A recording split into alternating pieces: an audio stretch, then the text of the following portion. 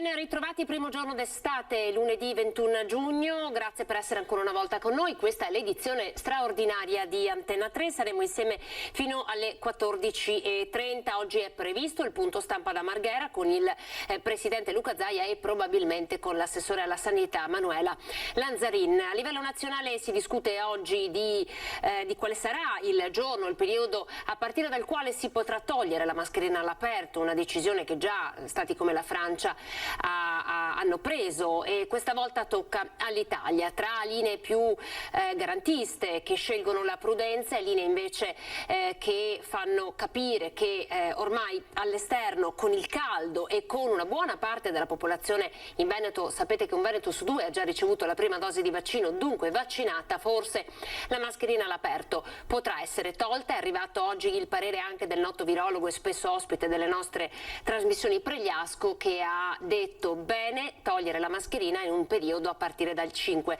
al 15 luglio, quindi togliere la mascherina all'aperto. Ma veniamo alle notizie locali che riguardano il nostro Veneto, perché questa mattina è stato trovato un cadavere al Lido davanti all'hotel Excelsior in mare. Allora ci colleghiamo subito con la nostra Ilaria Marchiori, che è sul posto, ci può raccontare che cosa è accaduto. Ilaria, buongiorno.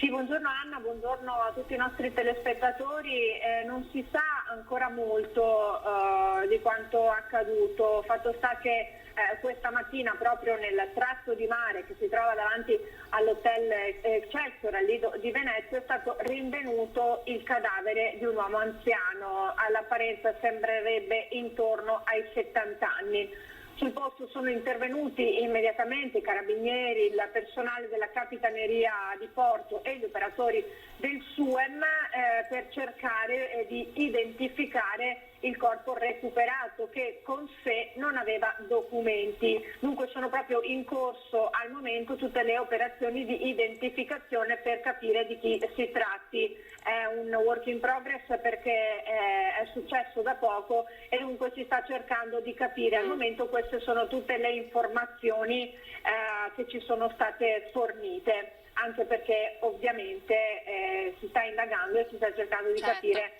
di che cosa si tratti.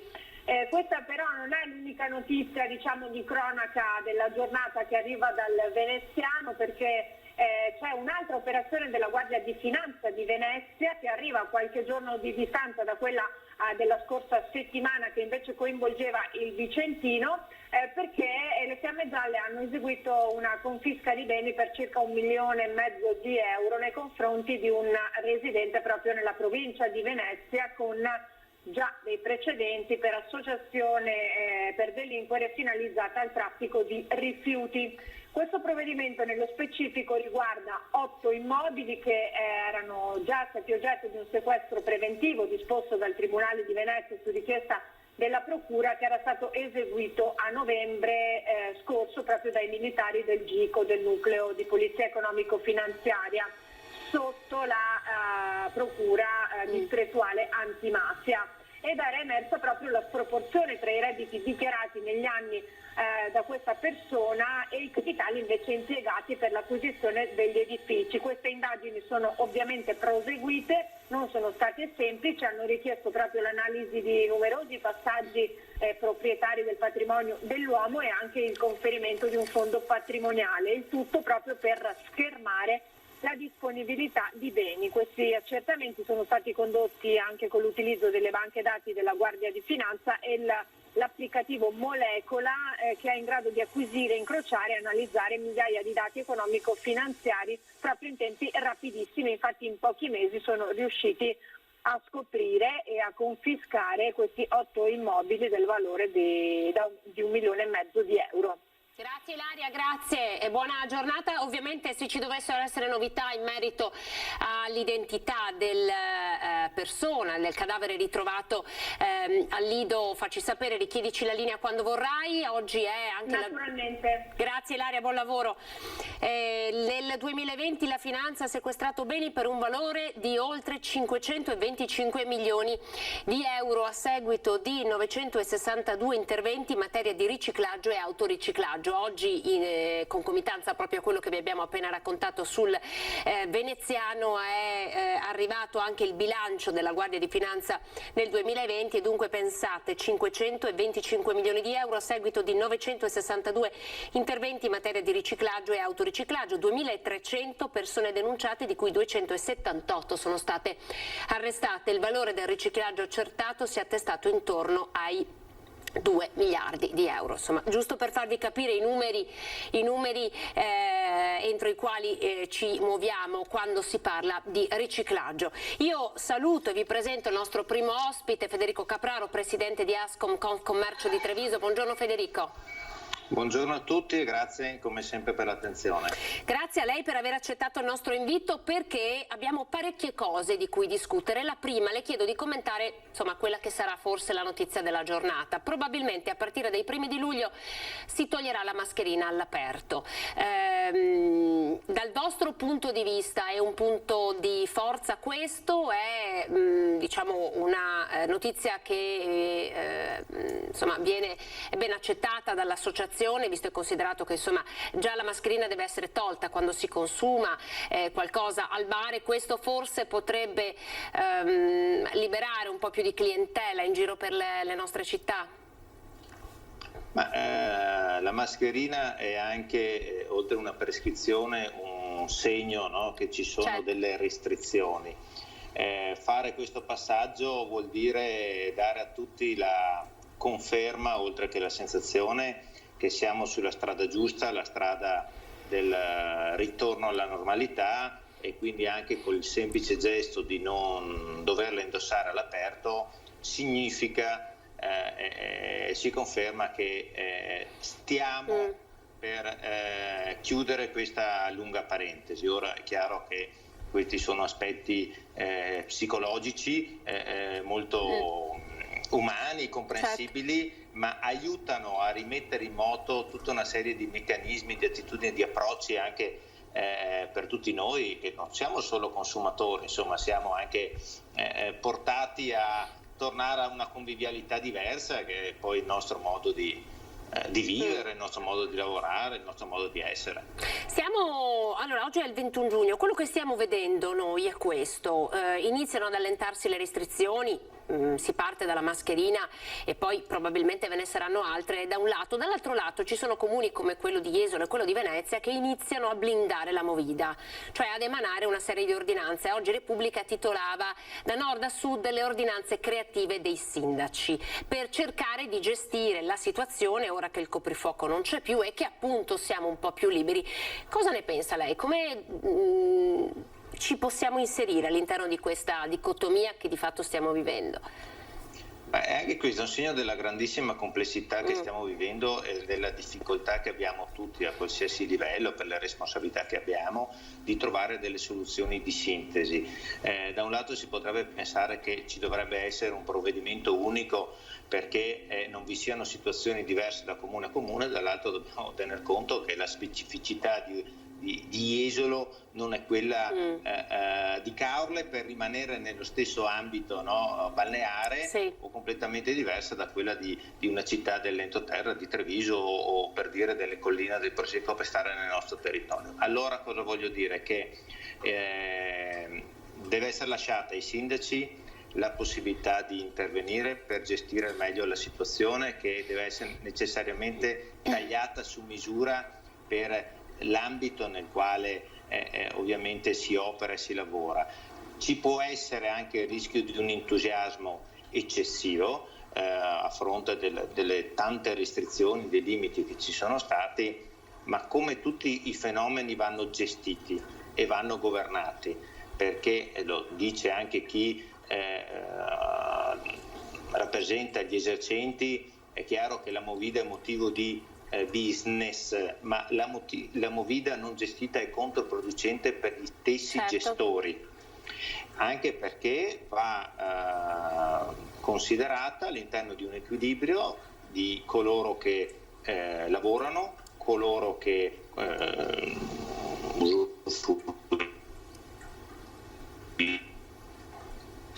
Aspetti, perché abbiamo dei problemi forse con il collegamento. Pronto? Provi a parlare di nuovo, Federico?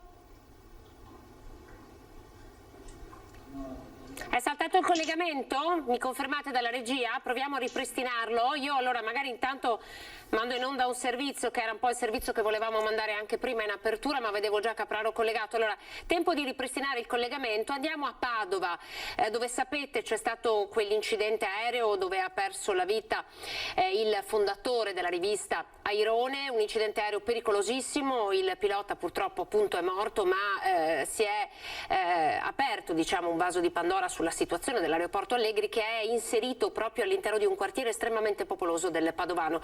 Andiamo a vedere la riflessione che ha fatto proprio in merito a quanto accaduto la redazione di Padova con il servizio di oggi, e dopo torniamo a collegarci con Federico Capraro di Ascom.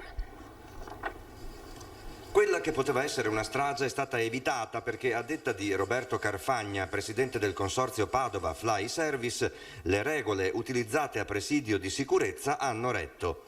Né mi risulta, sottolinea il dirigente, che negli ultimi 20-30 anni ci sia stato un incidente di tale gravità. Per il sindaco Giordani poteva essere un vero disastro se fossero state coinvolte abitazioni o se il velivolo fosse piombato nella strada che è molto trafficata. Il primo cittadino dice di attendere fiducioso le inchieste in corso, una della Procura della Repubblica e l'altra dell'Agenzia Nazionale Sicurezza Volo. Giordani ricorda che l'Allegri è un aeroporto sanitario di primo livello, nonché la sede del SUEM. Capisce ovviamente anche le preoccupazioni e promette di seguire con la massima attenzione l'evolversi dei fatti, in un costante confronto con le autorità preposte e con le istituzioni locali. Anche l'ENAC, l'Ente Nazionale Aviazione Civile, ha chiesto una relazione sull'accaduto.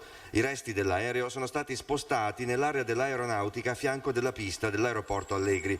Sulla manovra appare sempre più realistico che la vittima, l'84enne imprenditore comasco Egidio Gavazzi, abbia impostato male l'atterraggio, anche se ritenuto un pilota di esperienza. Quale futuro per l'aeroporto Allegri? Ricordiamo che è una delle 3 basi del SUEM 118 in Veneto, dove da pochi giorni è arrivato un nuovissimo elicottero d'avanguardia. All'Allegri atterrano anche di notte i voli per il trasporto di organi da trapiantare. C'è una scuola di pilotaggio e l'Aeroclub.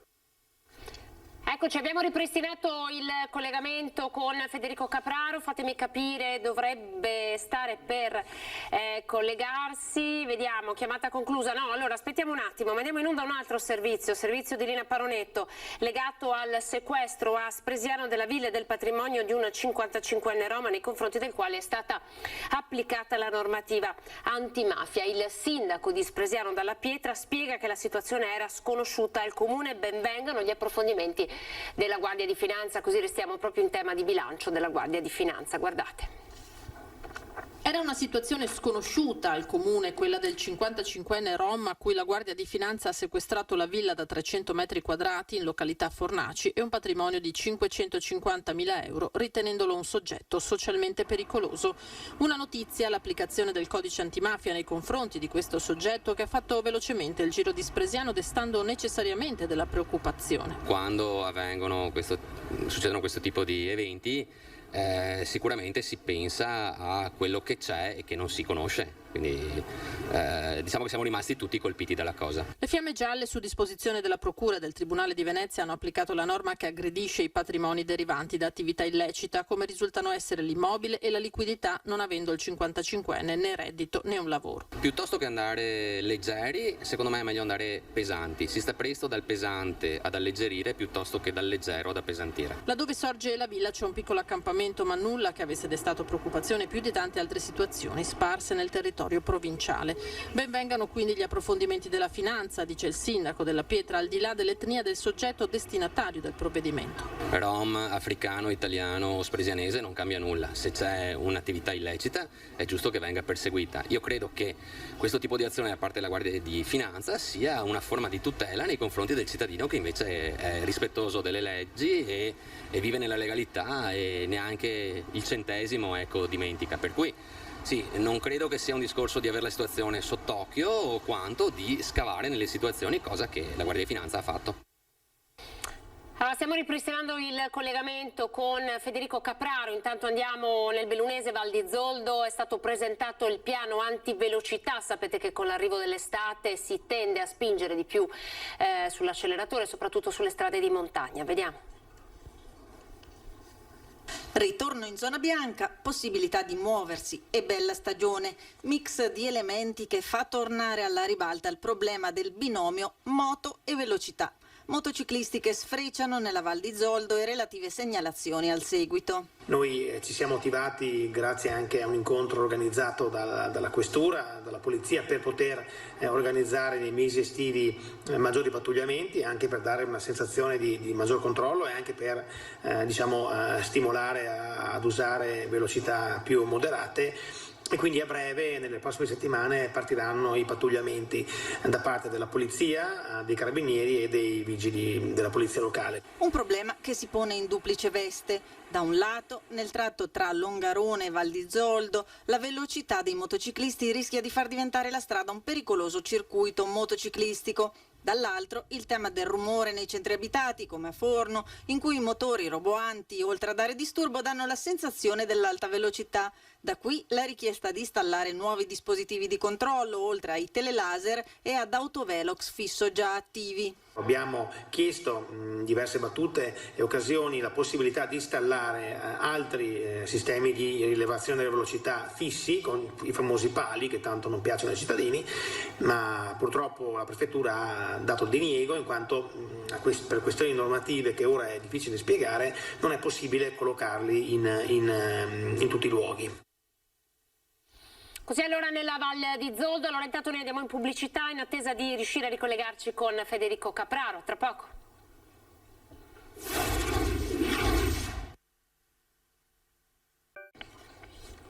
Eccoci di nuovo collegati, di nuovo dallo studio, allora con Federico Capraro abbiamo ripristinato il collegamento, ancora ben ritrovato Federico. Ci siamo lasciati parlando di ordinanze creative e si discuteva sul fatto che ogni ordinanza debba essere cucita come un abito sul territorio, quindi Jesolo non è Treviso, non è Caorle, non è Venezia. Ma allora ragioniamo un po' sul progetto di pedonalizzazione, ad esempio, di tutta l'area di Borgo Mazzini. Voi, insomma, come Ascom, che cosa ne pensate? Recuperando il discorso di prima, ordinanze cucite su misura, tagliate su misura, sì, in base al contesto, e anche che tengano conto degli equilibri, cioè del fatto che vi siano interessi diversi all'interno di uno stesso ambito, chi risiede, chi lavora, certo, chi vive, chi lo frequenta. E anche in questo caso credo che sia il momento di fare alcune sperimentazioni, l'esempio di Borgo Mazzini è una.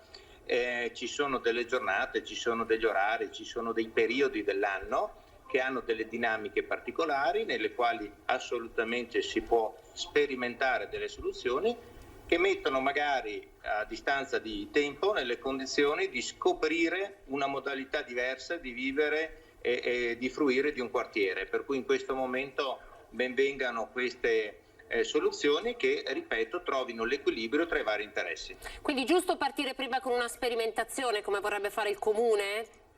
Ma è corretto, perché credetemi, non tutto si riesce a prevedere e soprattutto la reazione delle persone che in molti casi devono cambiare delle piccole abitudini e hanno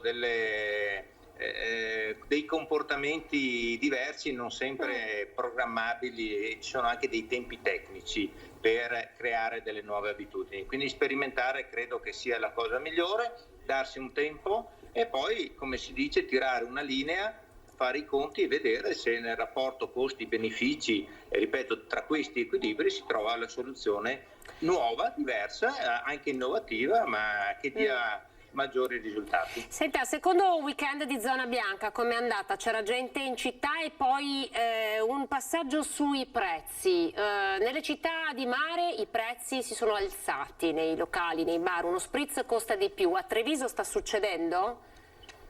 Allora, partiamo dalla fine così sì, andiamo subito al dunque. I prezzi sono in aumento.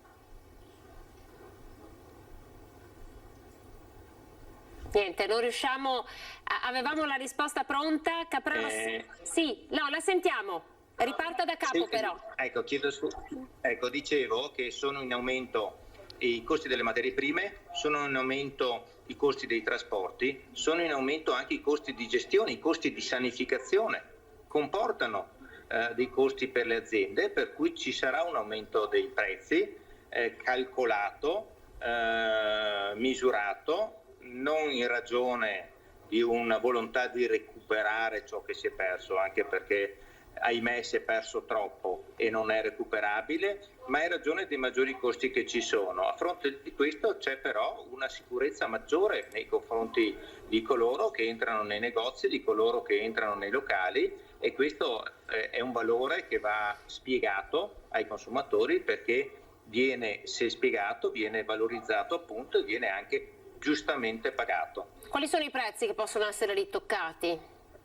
Ma ci sono sulla somministrazione, sui locali, sicuramente questi costi, dicevo, di sanificazione e queste restrizioni porteranno a un aumento, ma ciò che nasce alla base è l'aumento delle materie prime a tutti i livelli, sia quelli della produzione che del mondo agricolo, quindi dei beni di prima necessità. C'è un aumento e andremo incontro ad un periodo in questo senso di aumenti sicuramente. Com'è andata come presenze questo weekend? Abbiamo visto città svuotate un po' dal caldo, un po' appunto dalle belle giornate, magari la gente ha preferito andare al mare. Che cosa ha visto lei in questo weekend a Treviso? Ma ci sono due flussi all'interno degli stessi contesti, i locali che si spostano in ragione delle temperature, ma in ragione anche che finalmente è arrivata l'estate, quella vera, verso le località del mare, anche per la vicinanza e l'abitudine che noi abbiamo nel frequentarle, compensate da un sempre maggiore flusso, anche se con numeri molto molto piccoli, di visitatori che arrivano nelle nostre città. Al momento sono più vuote che piene, perché è maggiore il flusso dei trevigiani che escono da Treviso rispetto ai turisti che arrivano.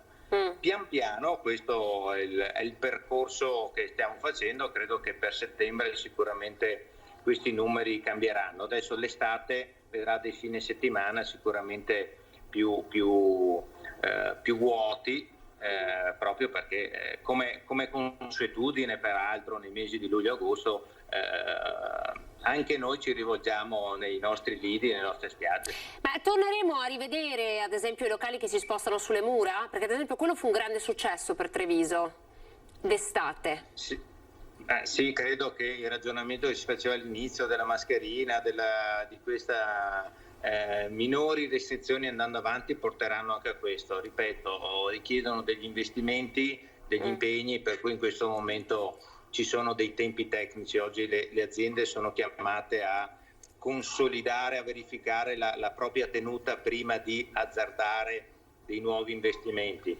Ci sono dei tempi tecnici, ma stiamo tornando alla normalità. Senta, la CGA ha pubblicato una ricerca, parla di ristori andati completamente in fumo per pagare i debiti, insomma ristori di fatto che hanno ristorato ben poco, è così? È così, perché noi abbiamo ad oggi ricevuto solo i ristori del 2020, ma dobbiamo considerare che nel 2021, oggi siamo al 6° mese, abbiamo fatto anche 3 mesi di chiusura. Relativamente al 2020, i ristori che abbiamo registrato del settore più colpito, turismo e pubblici esercizi, erano ristori che variavano dal 3,5% al 7% sul calo di fatturato, quindi assolutamente insufficienti. Stiamo aspettando i primi ristori del governo Draghi, che sono i ristori per il 2021, ma soprattutto aspettiamo le misure sulle quali costruire la vera ripartenza, quindi la possibilità di avere un arco temporale molto lungo per rientrare degli impegni che ci siamo assunti per tener duro e per arrivare a questo momento. Quindi questo è quello che voi chiederete al governo sostanzialmente come categoria? Sì, misure a lunga gittata, interventi di riorganizzazione, taglio di costi del lavoro, della burocrazia, per metterci nelle condizioni davvero di ripartire. Se ripartiamo nelle condizioni in cui eravamo sarà una falsa ripartenza. Il sistema in questo momento va riorganizzato e ristrutturato assolutamente. Grazie Federico Capraro, Ascom Commercio di Treviso. Arrivederci, buon lavoro. Allora, Questa è la voce di Ascom Confcommercio, avete sentito vari passaggi, noi siamo in attesa di collegarci con Marghera, quindi chiedo alla regia di farmi sapere quando abbiamo il presidente Luca Zaia, ma intanto questa famosa ricerca della CGIA di Mestre ve la facciamo sentire. Ristori che sono andati bruciati, debiti ancora per le piccole e medie imprese da parte delle pubbliche amministrazioni. Sentiamo il servizio di Venezia. Se con una mano ti danno i contributi a fondo perduto e con l'altra se li riprendono tutti indietro attraverso le tasse, per lo Stato non cambia nulla, ma per tantissime piccole attività la situazione economica peggiora enormemente, alimentando tra gli imprenditori il sospetto di aver subito l'ennesima beffa. Questo è quanto rilevato dall'ufficio studi della CGIA. In sintesi, con i 2 decreti sostegni approvati nei mesi scorsi, il governo sarà chiamato a erogare a imprese e partite IVA 21 miliardi e 400 di contributi a fondo perduto. Per contro, le attività economiche verseranno all'erario quasi 19 miliardi di euro entro la fine di giugno per onorare le scadenze previste dal calendario fiscale. Questo significa che se molti titolari d'azienda riceveranno pochi aiuti e in ritardo, dovranno poi restituirli al mittente, cioè allo Stato, per pagare acconti e saldi di tasse varie. Oltre il danno la beffa. Se verosimilmente gli aiuti dei 2 decreti sostegni verranno bruciati per onorare le scadenze fiscali del solo mese di giugno, la CGIA torna dunque a ribadire la necessità di un azzeramento del carico fiscale per l'anno in corso. Questo taglio generalizzato di tasse e imposte erariali infatti costerebbe al fisco tra i 28 e i 30 miliardi di euro, una stima calcolata ipotizzando di consentire a tutte le attività economiche con un fatturato al di sotto del milione di euro di non versare per l'anno in corso IRPEF, IRES e IMU sui capannoni. Queste piccole aziende, in attesa della tanto agognata riforma fiscale, dovrebbero comunque versare le tasse locali, in modo tale da non provocare ulteriori problemi di liquidità a sindaci e governatori. Con un fisco più leggero, nella seconda parte dell'anno potrebbero operare con meno ansia, meno stress e più serenità. Allora ci colleghiamo subito con Marghera, dove abbiamo la troupe con la conferenza stampa del Presidente. Faremo ancora la convocazione qui a Marghera. Ovviamente servirà perché avremo da lanciare magari nuove iniziative o informazioni ai cittadini, perché il punto nasce con l'idea di tenere sempre aggiornati i veneti e con una punta di orgoglio diciamo che i veneti sono stati la comunità più aggiornata diciamo in tempo reale a livello nazionale, perché insomma noi abbiamo dedicato, vorrei ricordare che siamo qui da settembre, metà settembre, per cui insomma ne abbiamo fatte assieme di conferenze stampa, di informazioni eccetera. Allora partirei per recuperare 10 minuti di ritardo. Allora partirei con i tamponi, sono 5.587.000 molecolari e 5.103.000 rapidi, totale 10.690.000. 10.690.000. Nelle ultime 24 ore 8 positivi.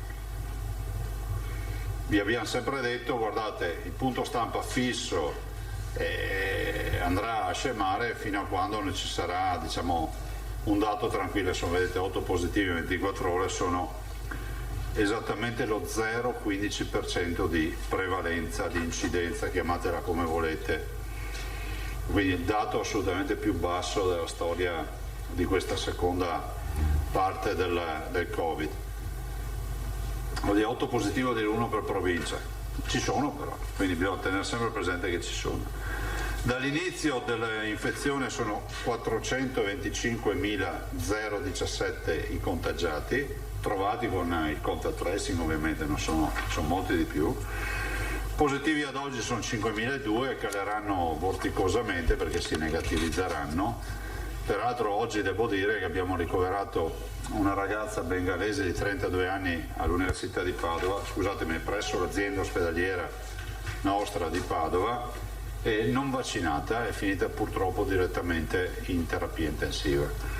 Fra l'altro dei 7 ricoverati, se volete un dato, che abbiamo a Padova, dei 7 ricoverati 4 non sono vaccinati, 3 sono vaccinati ma si sono positivizzati a ridosso di qualche giorno dalla prima dose, cioè Quindi è ulteriore dimostrazione che il vaccino, quando c'è, funziona.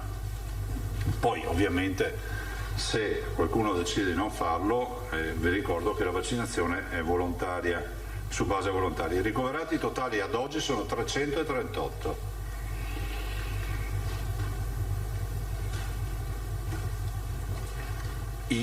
Che si sommano ai 41, scusate se ai 41 dell'area delle terapie intensive. Sono due numeri invariati, probabilmente anche un bollettino del fine settimana, ma sono comunque numeri solidi.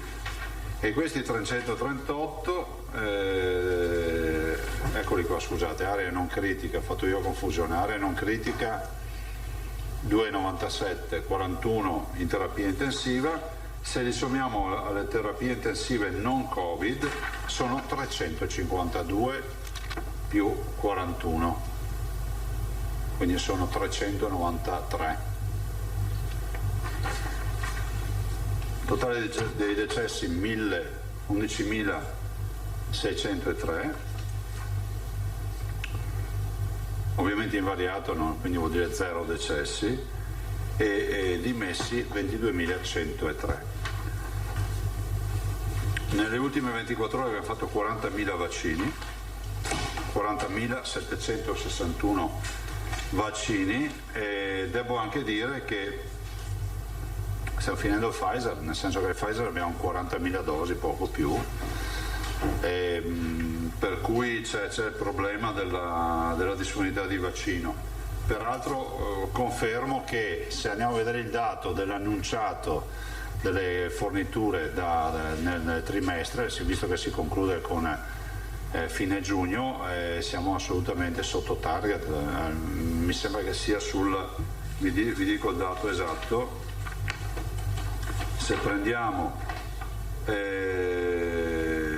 il target, ovviamente previsione,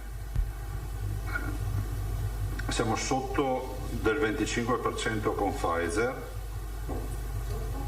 del 25,60% con Pfizer a luglio, con le previsioni di luglio, quindi dal 23 di aprile a luglio, con le previsioni di tutto questo periodo, siamo a meno 25,60 di Pfizer e meno 65,74 di Moderna.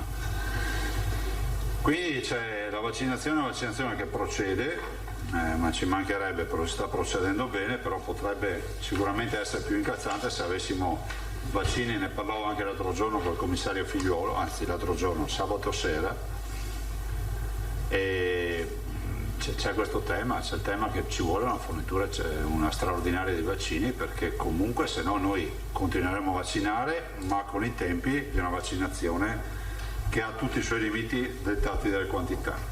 Allora, gli over 80 sono vaccinati o prenotati al 99,3%, quindi maggiore di 80 anni, 99,3%, vaccinati o prenotati. 70-79, dalla fascia di età 70-79, 88,9. La fascia di età 60-69, 82,4. La fascia di età 50-59, 72,3. I 40-49, 60,5. E poi ci sono gli altri a scendere, insomma, vi dico, se volete vi dico anche gli altri. Il 30-39, 47,5. Il 20-29, 51,7.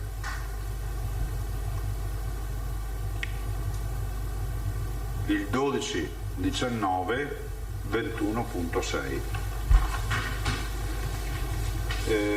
Faccio gli auguri intanto al maestro Fabrizio Visentin, compie oggi gli anni, non so, molti lo conoscono, di Oderzo, la giovane orchestra d'archi, fra l'altro, un sacco di iniziative del maestro, oggi fa 104 anni, quindi veramente un augurio al maestro Fabrizio Visentin per i suoi 104 anni. cioè li ha fatti ieri per la precisione, però insomma volevo ricordarlo. Auguri alla signora Giulia di Agordo che ha fatto già 100 anni questo fine settimana, e auguri anche alla signora Elda Villanova di Crocetta del Montello che oggi fa 102 anni. Se avete domande, prego ragazzi. Osatto, Lanzan, Moscati, Bonet. Buongiorno Presidente. Buongiorno. A proposito di vaccini, giunge notizia che ci saranno riduzioni sensibili delle forniture vaccinali a luglio. Sì.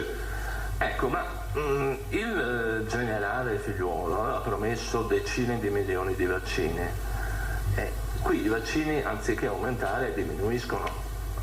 No, glielo dico perché ovviamente lei, come dire, tra virgolette, è una delle vittime di questa riduzione, come certo. sono i cittadini, però non le sembra che sarebbe il caso forse di essere più prudenti e più realistici prima di promettere 20 milioni di vaccini e poi non solo non c'è un aumento delle forniture ma c'è una riduzione? A questo proposito non so se lei ha dei dati precisi sulla riduzione prevista. Sì, ce l'abbiamo. No, i dati ve li ho detti, nel senso che oggi noi sappiamo con certezza, in base all'annunciato, come diciamo noi,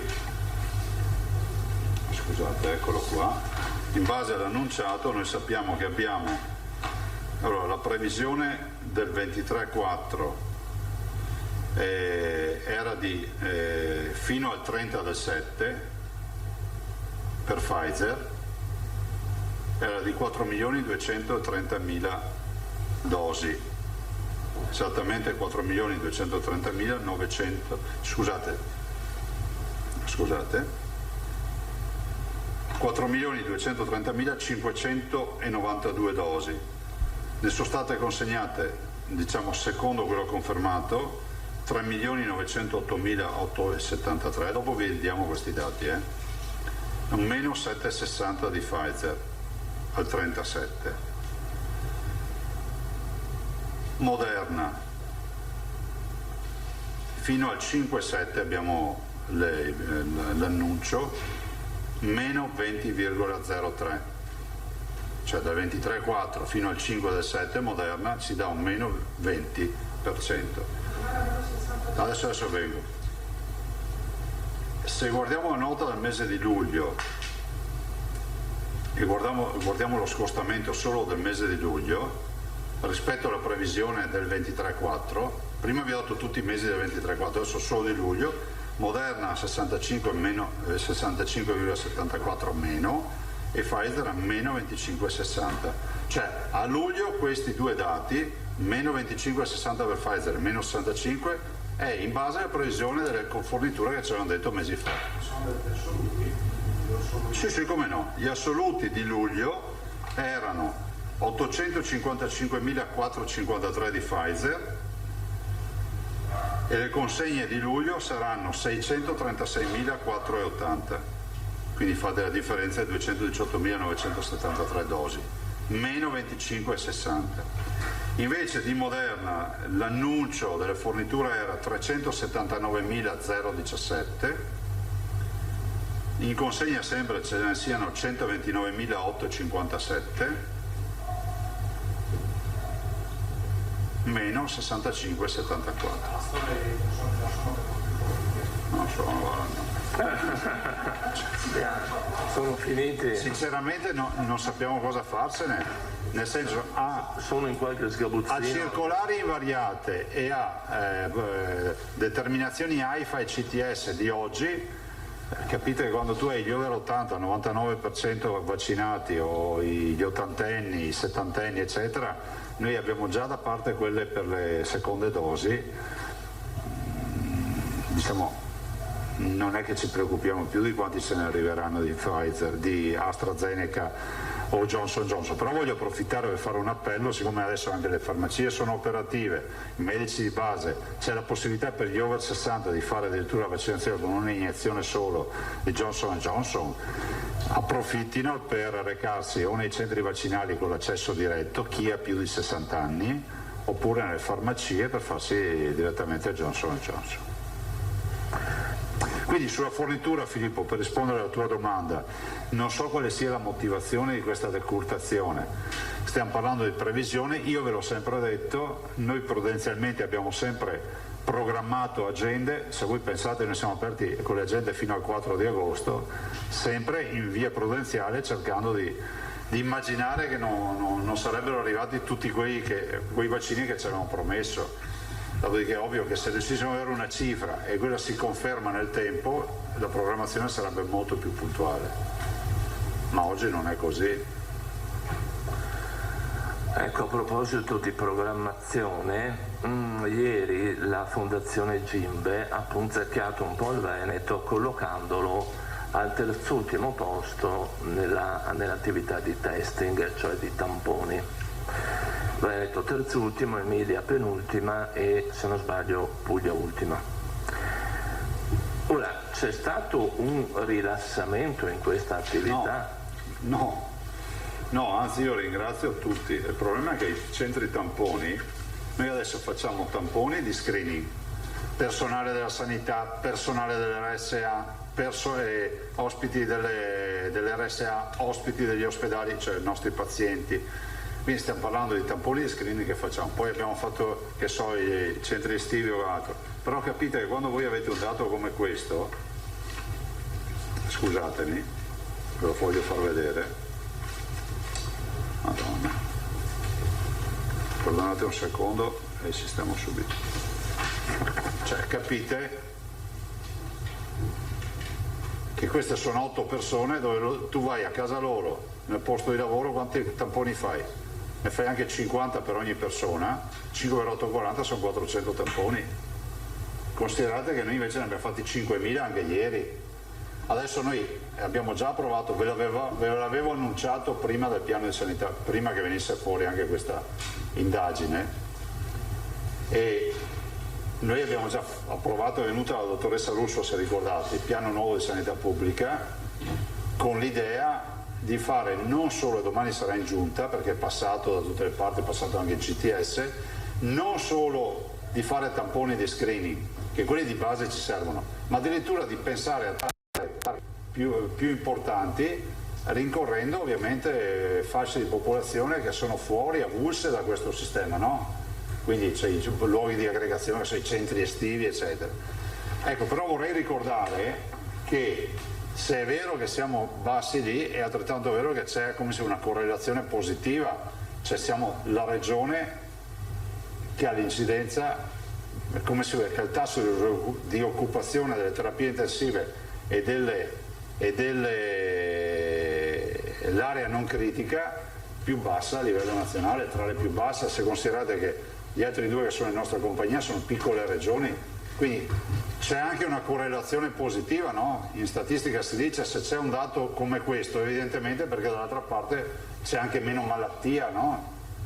Ovvio che noi non dobbiamo abbassare la guardia, guardate che la Regione sta preparando tutta una campagna di testing e ve l'abbiamo annunciata in tempi non sospetti la scorsa settimana, che va in tutt'altra direzione, che è quella di dire ai cittadini, e io spero che si tolga la mascherina all'aperto perché comunque sta diventando un problema con queste temperature e rischia di creare qualche altro guaio, avete visto anche gente che è svenuta eccetera, però il vero tema è che noi non dobbiamo abbassare la guardia, dobbiamo insomma essere sempre performanti sul fronte del testing, ma non passi l'idea che il Veneto non fa tamponi. Altro? Ho un'altra domanda da poco. Lanza? Sì, fra l'altro confermo la serietà della Fondazione Gimbe, cioè non sto... Cioè, loro giustamente elaborano dati nazionali, vi faccio un esempio, come dire, quanti over 80 ha fatto ogni regione? Sì, possiamo discutere una mattina intera, ma bisogna vedere quanti over 80 ha in percentuale sulla popolazione. Se prendete dalla quella che ne ha più over 80 a quella che ne ha di meno, la forbice è grandissima in Italia, ci sono delle regioni che hanno molti più giovani, quindi tu non puoi valutare dati se non gli dai un peso ponderale a tutti i dati che c'hai. Scusami Alda. Buongiorno. Prego. Alla luce di questo taglio delle forniture, secondo lei Presidente, quando è che il Veneto potrebbe raggiungere l'immunità di gregge? Ma io sono convinto che noi su agosto ce la facciamo, dopodiché vorrei anche dire una roba, se il tema è, viste le prenotazioni e tutto, vedo che insomma se riuscisse ad arrivarci un bel po' di vaccini ad agosto il giro di boa lo facciamo, però il vero tema è un altro. Il vero tema, adesso si parla tanto degli over 60 che non si sono vaccinati, noi continuiamo tutti i giorni con gli appelli, siamo partiti da 160.000, adesso siamo in grado di dire quanti sono adesso ancora non prenotati e non vaccinati, casomai vi porteremo il dato, però anche non prenotati. Però il vero tema è che oltre un certo limite poi non si va, non vorrei che adesso nascesse questa leggenda metropolitana della caccia all'over 60. Cioè quando tu vedi che gli ottantenni che sono vaccinati al 99,3, è ovvio che ce ne saranno ancora 4-5 mila da vaccinare, ma vi ricordo che la vaccinazione è volontaria, quindi ognuno poi fa una scelta di vita. Quando vedo che i 70-79 anni sono all'88,3, non mi ricordo più, vi ho dato prima il dato. Questa tabella, il 43,1% ancora da vaccinare, ma mancano i prenotati, mentre le che dice il Presidente sono anche i prenotati, sì. Quindi siamo più alti. Scusi, il dato che ci ha detto prima è 60-60, ma lei fa dai over 60, cioè dai 60 ai 100, il conteggio vostro? Sì. Il totale? Sì. Sì, mancano i prenotati comunque. Ma comunque siamo alti, se voi prendete se il dato, guardate, ce l'avevo prima, prendiamo il dato come ipotesi del... Eccoli qua.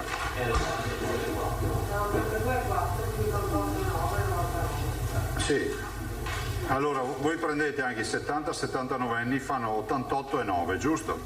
E i 60-69 fanno 82,4. Cioè capite che parlare di caccia a chi non vuole vaccinarsi, ma stiamo parlando di un 18-15% di persone che non hanno scelto di non vaccinarsi. Non c'è una campagna che ha queste performance qui, cioè, considerate davanti a tutta una serie di dibattiti che a volte sono stati lunari, non ultimo quello di AstraZeneca con l'eterologa, senza l'eterologa. Qualcuno ha anche detto simpaticamente, no, ma se finisce Pfizer potremmo fare l'AstraZeneca come eterologa, no? Ormai che ci siamo. A proposito di eterologa, avete dati su richieste di over 80 che vogliono cambiare da AstraZeneca, scusa, over 60 che hanno fatto AstraZeneca prima dose che chiedono un mRNA per la seconda, e viceversa gli under, quelli che hanno meno di 60 anni che invece vogliono fare anche... Sono infinitesimali, sono numeri piccoli. Peraltro ricordo la circolare ai cittadini, la circolare Draghi, definiamola così perché sta settimana abbiamo visto di tutto su sta roba.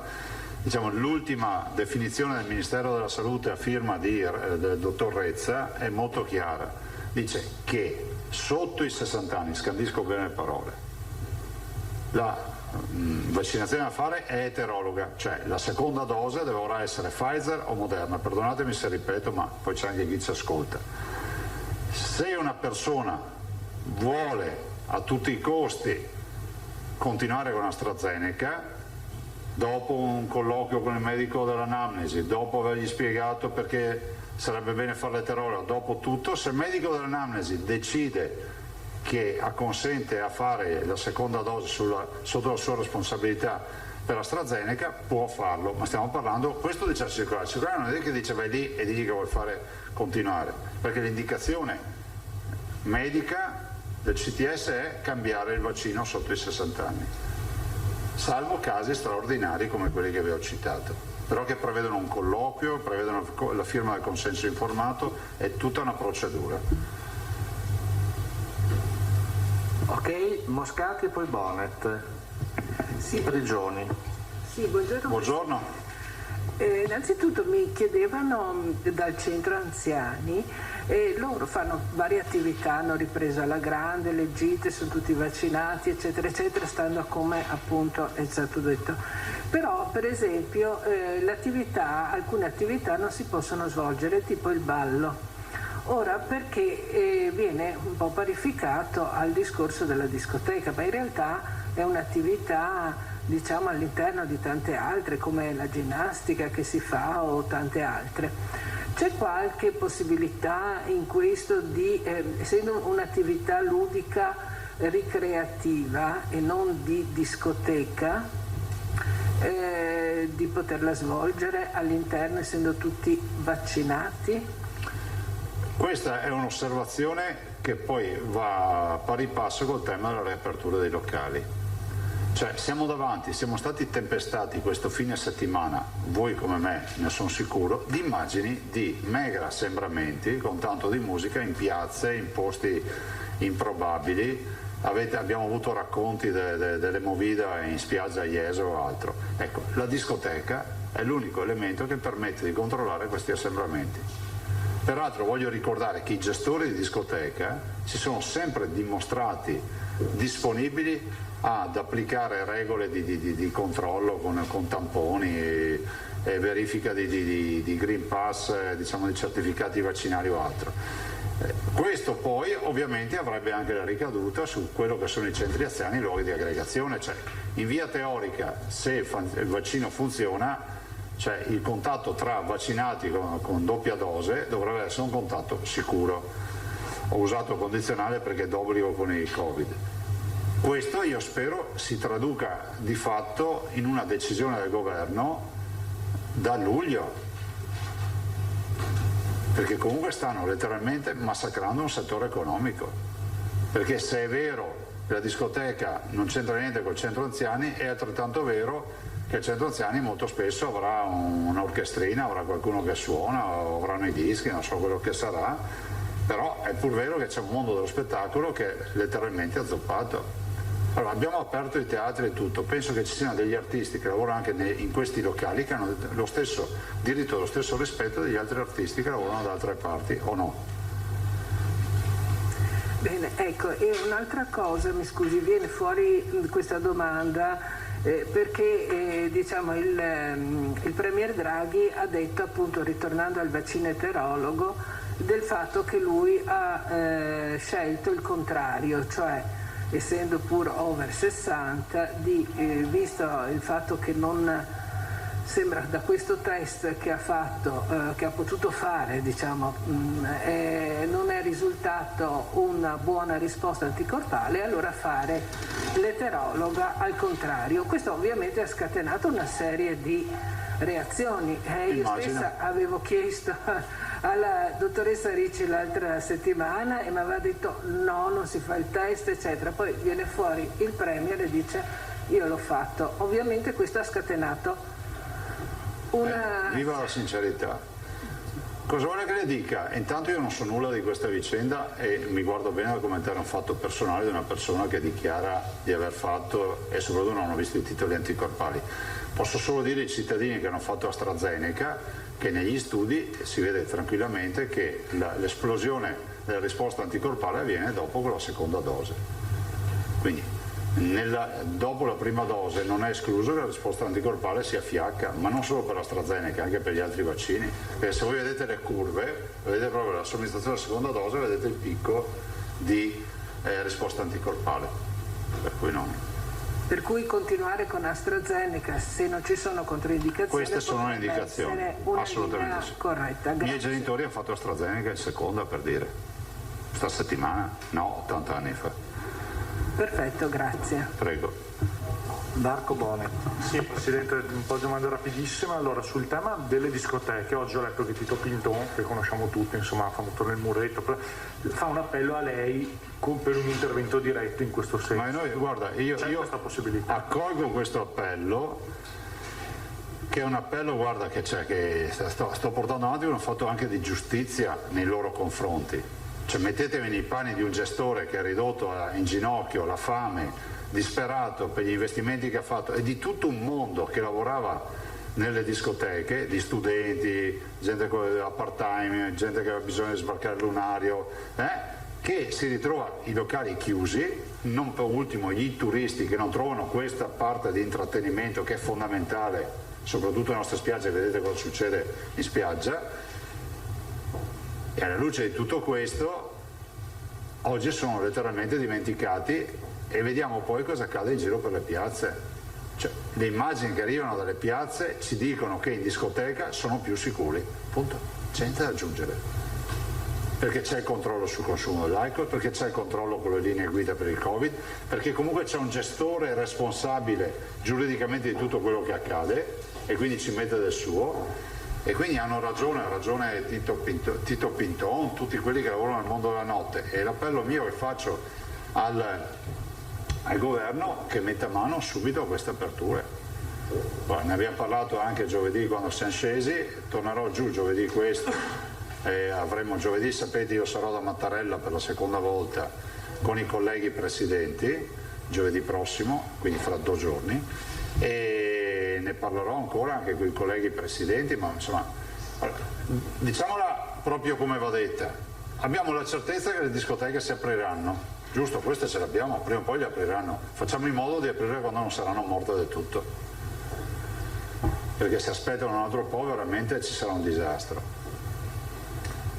Io capisco che non fa audience, no? Se ci pensate, chi me lo fa fare a fare questi ragionamenti? Ma io lo faccio per un fatto di giustizia, ho difeso sempre tutte le attività produttive e i cittadini devono uscire da sto retaggio culturale che la discoteca è il luogo di malaffare, malsano. La verità è che l'offerta turistica nostra non prescinde dalla discoteca. Ci sono isole in giro per l'Europa, penso a Ibiza, penso a Formentera, penso alle isole greche, Mykonos e altro, che hanno fatto la loro fortuna turistica proponendo questo intrattenimento, anche questo intrattenimento.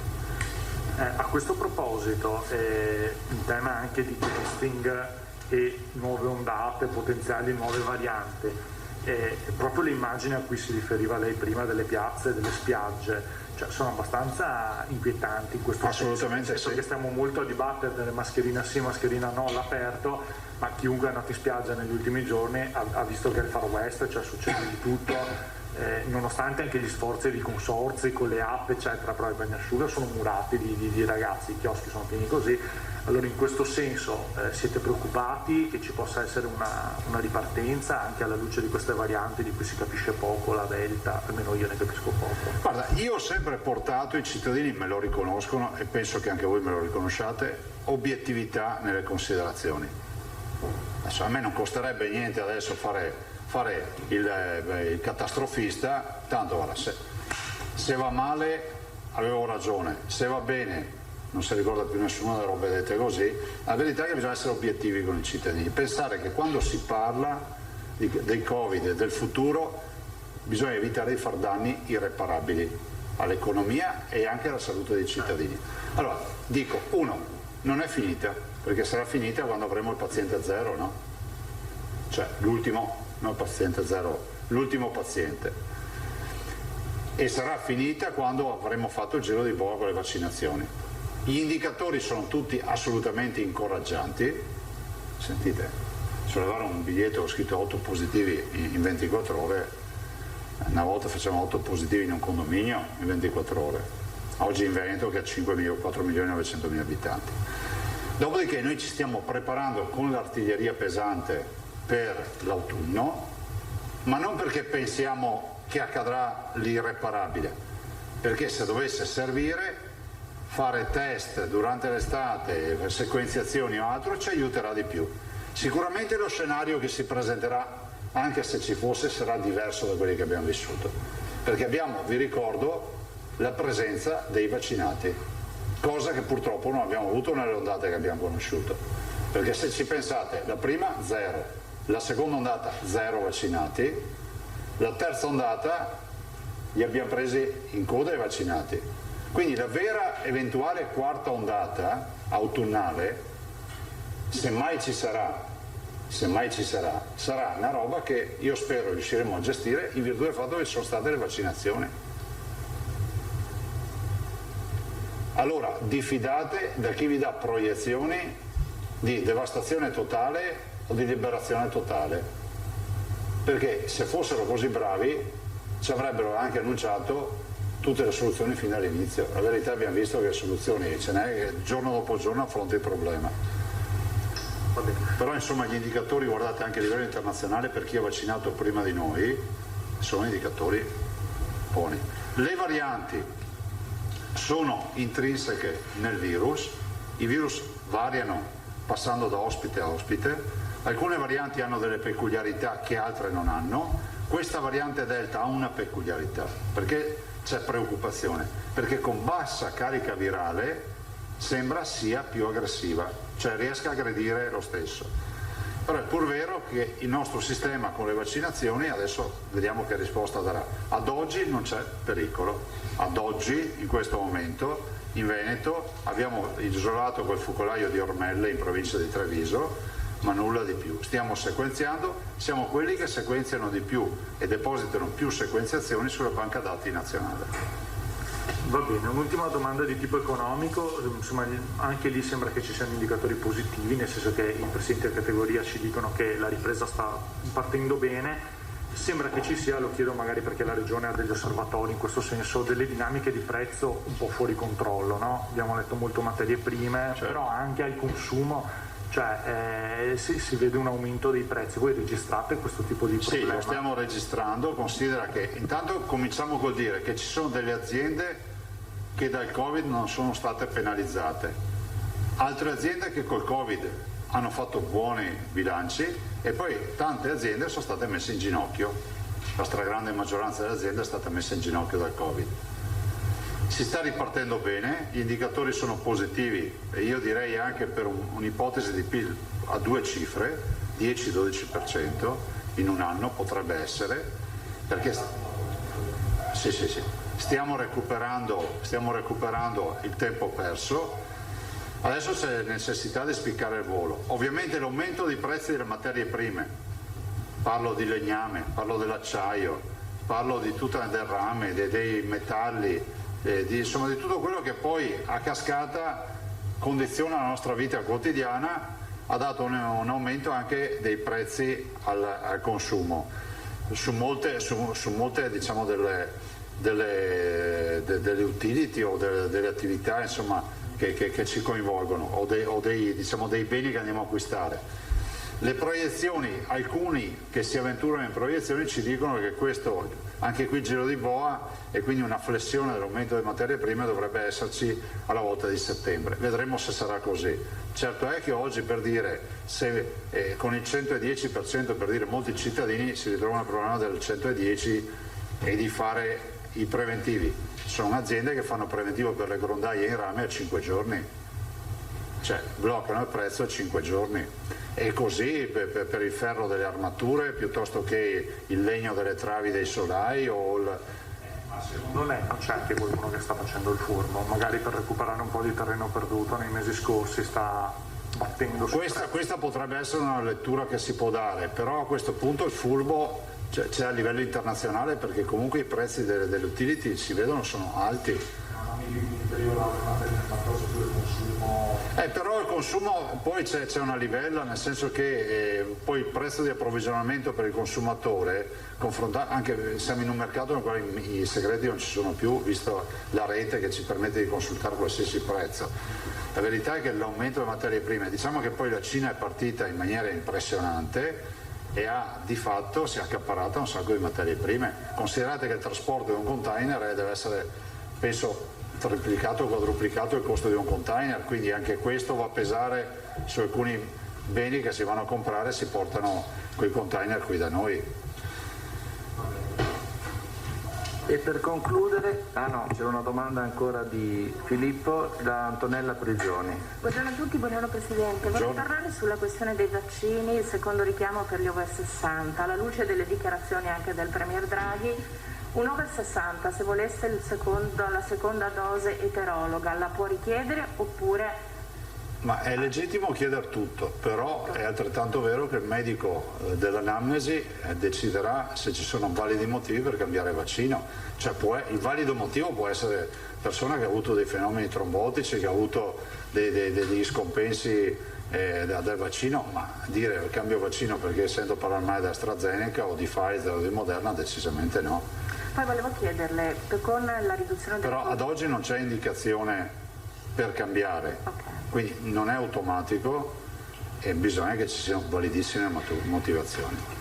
Per quanto riguarda invece la riduzione delle dosi di Pfizer, la copertura delle prenotazioni fino al 4 agosto come prima e seconda dose è garantita? O c'è il rischio? Contiamo di farcela. Stamattina c'è stata una riunione, incrocio le dita, insomma è inutile che io non vi dica una roba che ormai è nota e il commissario la conosce. Il Veneto arriva al 65-70% di flaconi nei quali estrae la 7ª dose.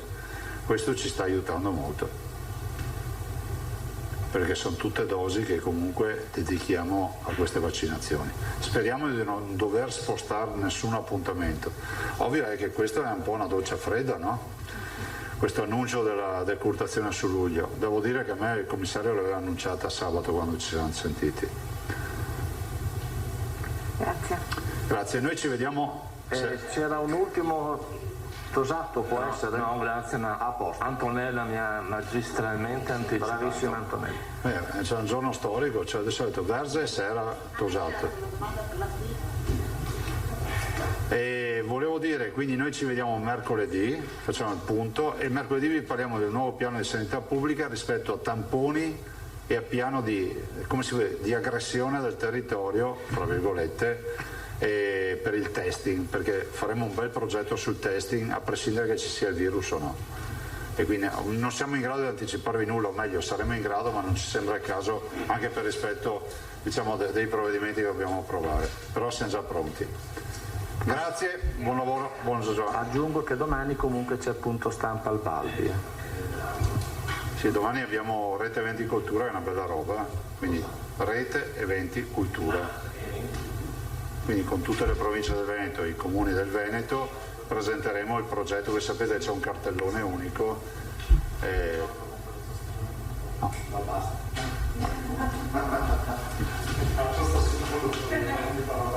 Perché non si dica che esistono come esatto, per citazione. Come non si dica che ci sono dei giornali di sinistra, perché dobbiamo asfaltarla sta roba, no? Domani foto grande in prima pagina, grazie. Prego? No, non sapevo, serve ancora il 13:13 finisce dunque la diretta, il punto stampa di Marghera. Per la verità circa 3/4 d'ora, ma sono state tante le notizie che sono state date dal Presidente Zaia. La notizia, la prima, 8 positivi nelle ultime 24 ore in tutto il Veneto, quindi davvero un buon dato, ma non si abbasserà la guardia con il contact tracing. Zaia ha già annunciato che nel prossimo piano di sanità pubblica, che domani passerà in Consiglio perché ha già avuto il via libera da parte del CTS, ci sarà anche un piano di diciamo contact tracing un po' a campione, quindi potrebbe essere realizzato un piano di tamponi anche nei centri estivi o comunque nei luoghi di aggregazione delle persone durante l'estate. Quindi questo è uno dei contenuti all'interno del nuovo piano di sanità pubblica. Poi ci sono le percentuali dei vaccinati, scusatemi, allora sono molto alte per quanto riguarda gli over 80, 99,3% di over 80 in Veneto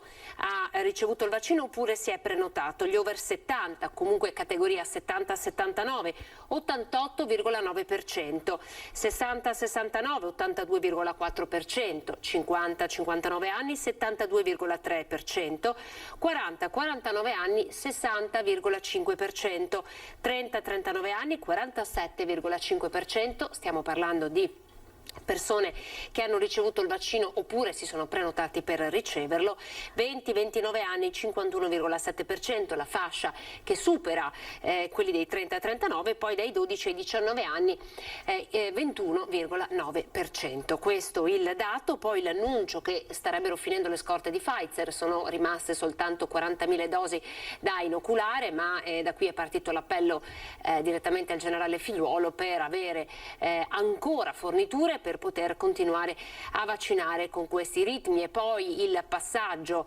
legato alle discoteche, sapete che i luoghi dediti alla movida e al ballo sono ancora chiusi, l'appello degli stessi gestori, e lo stesso Zaia sembra in qualche modo averlo un po' accolto, dicendo sono dalla loro parte, aperture sempre ovviamente nel rispetto delle norme di sicurezza, però con l'estate potrebbero essere concesse. Questo è un po' il punto, il riassunto del punto stampa a Marghera, poi tutti i contenuti e l'intervista ve la faremo riascoltare nel corso dei nostri notiziari della sera. C'è stato anche il passaggio sulle mascherine, favorevole anche il presidente Zaia a toglierle quantomeno all'aperto, anche perché lui stesso ha ricordato che in questi giorni si sono verificati molti malori a causa del caldo, con la mascherina è difficile respirare con questo caldo, molti ve ne sono stati anche ieri nel Trevigiano, e ecco proprio il servizio di apertura del telegiornale di Treviso di ieri, dove si racconta dell'ennesimo malore a causa del caldo.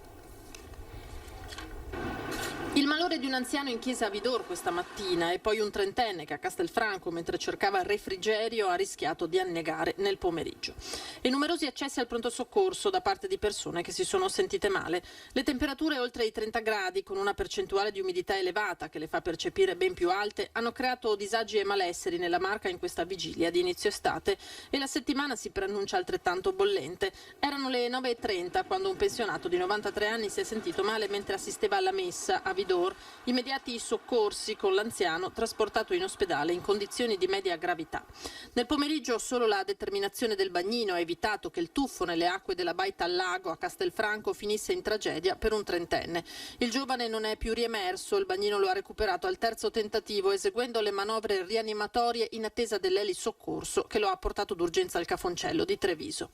Per far fronte alle temperature crescenti e con molti anziani che anche quest'anno rimarranno per prudenza in città, il Comune capoluogo sta lavorando per approntare il piano caldo 2021. Rispettando le normative Covid ci riferiremo a un centro ricreativo anziani molto ampio, quello del centro storico, che terremo aperto in orari molto più ampi e ovviamente accessibile non solo ai soci ma a tutti gli over 65 che risiedono in città e che hanno piacere di trascorrere le ore della giornata, magari le più calde, proprio in compagnia e al fresco. Gli altri centri ricreativi anziani sono ancora chiusi. Quello di via Castello d'Amore sarà organizzato per accogliere anche chi non è un suo socio. Il centro ricreativo ha dei locali molto ampi, quindi siamo molto sereni nella gestione ovviamente di tutte le normative del DPCM, e al tempo stesso ha anche un'area scoperta, per cui c'è la possibilità anche di stare all'aperto con un servizio bar attivo, quindi è davvero confortevole, e ripercorreremo quella strada da metà luglio fino a fine agosto, quindi contiamo di coprire tutta l'estate come abbiamo già fatto egregiamente nel 2020. E allora adesso andiamo a vedere le previsioni del tempo, poi pubblicità e poi ancora in diretta, sempre qui su Antenna 3 per raccontarvi tante altre notizie. Vi aspetto.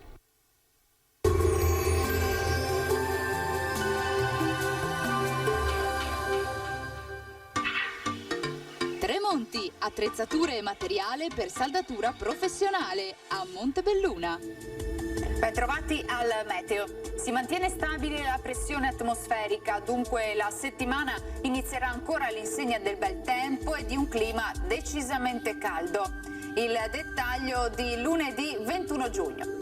Sul Veneto sarà soleggiato con cielo sereno o velato in pianura. In montagna, specie a partire dal pomeriggio, addensamenti sparsi associati anche alla possibilità di qualche locale precipitazione. Temperature minime tra 18 e 22 gradi, massime tra i 30 e i 35 gradi all'incirca. Ci spostiamo ora sul Friuli Venezia Giulia, dove sarà soleggiato dappertutto, anche in questo caso qualche nuvoletta ci sarà, ma del tutto innocua. Temperature minime tra 21 e 25 gradi, massime sui 30-35 gradi. Infine uno sguardo alla situazione del Trentino Alto Adige, tanto sole al mattino, a seguire acquazzoni a carattere sparso. Temperature minime intorno ai 17-18 gradi, massime sui 34-35 gradi. Dal meteo di Antenna 3 per ora è tutto, grazie per l'attenzione, arrivederci.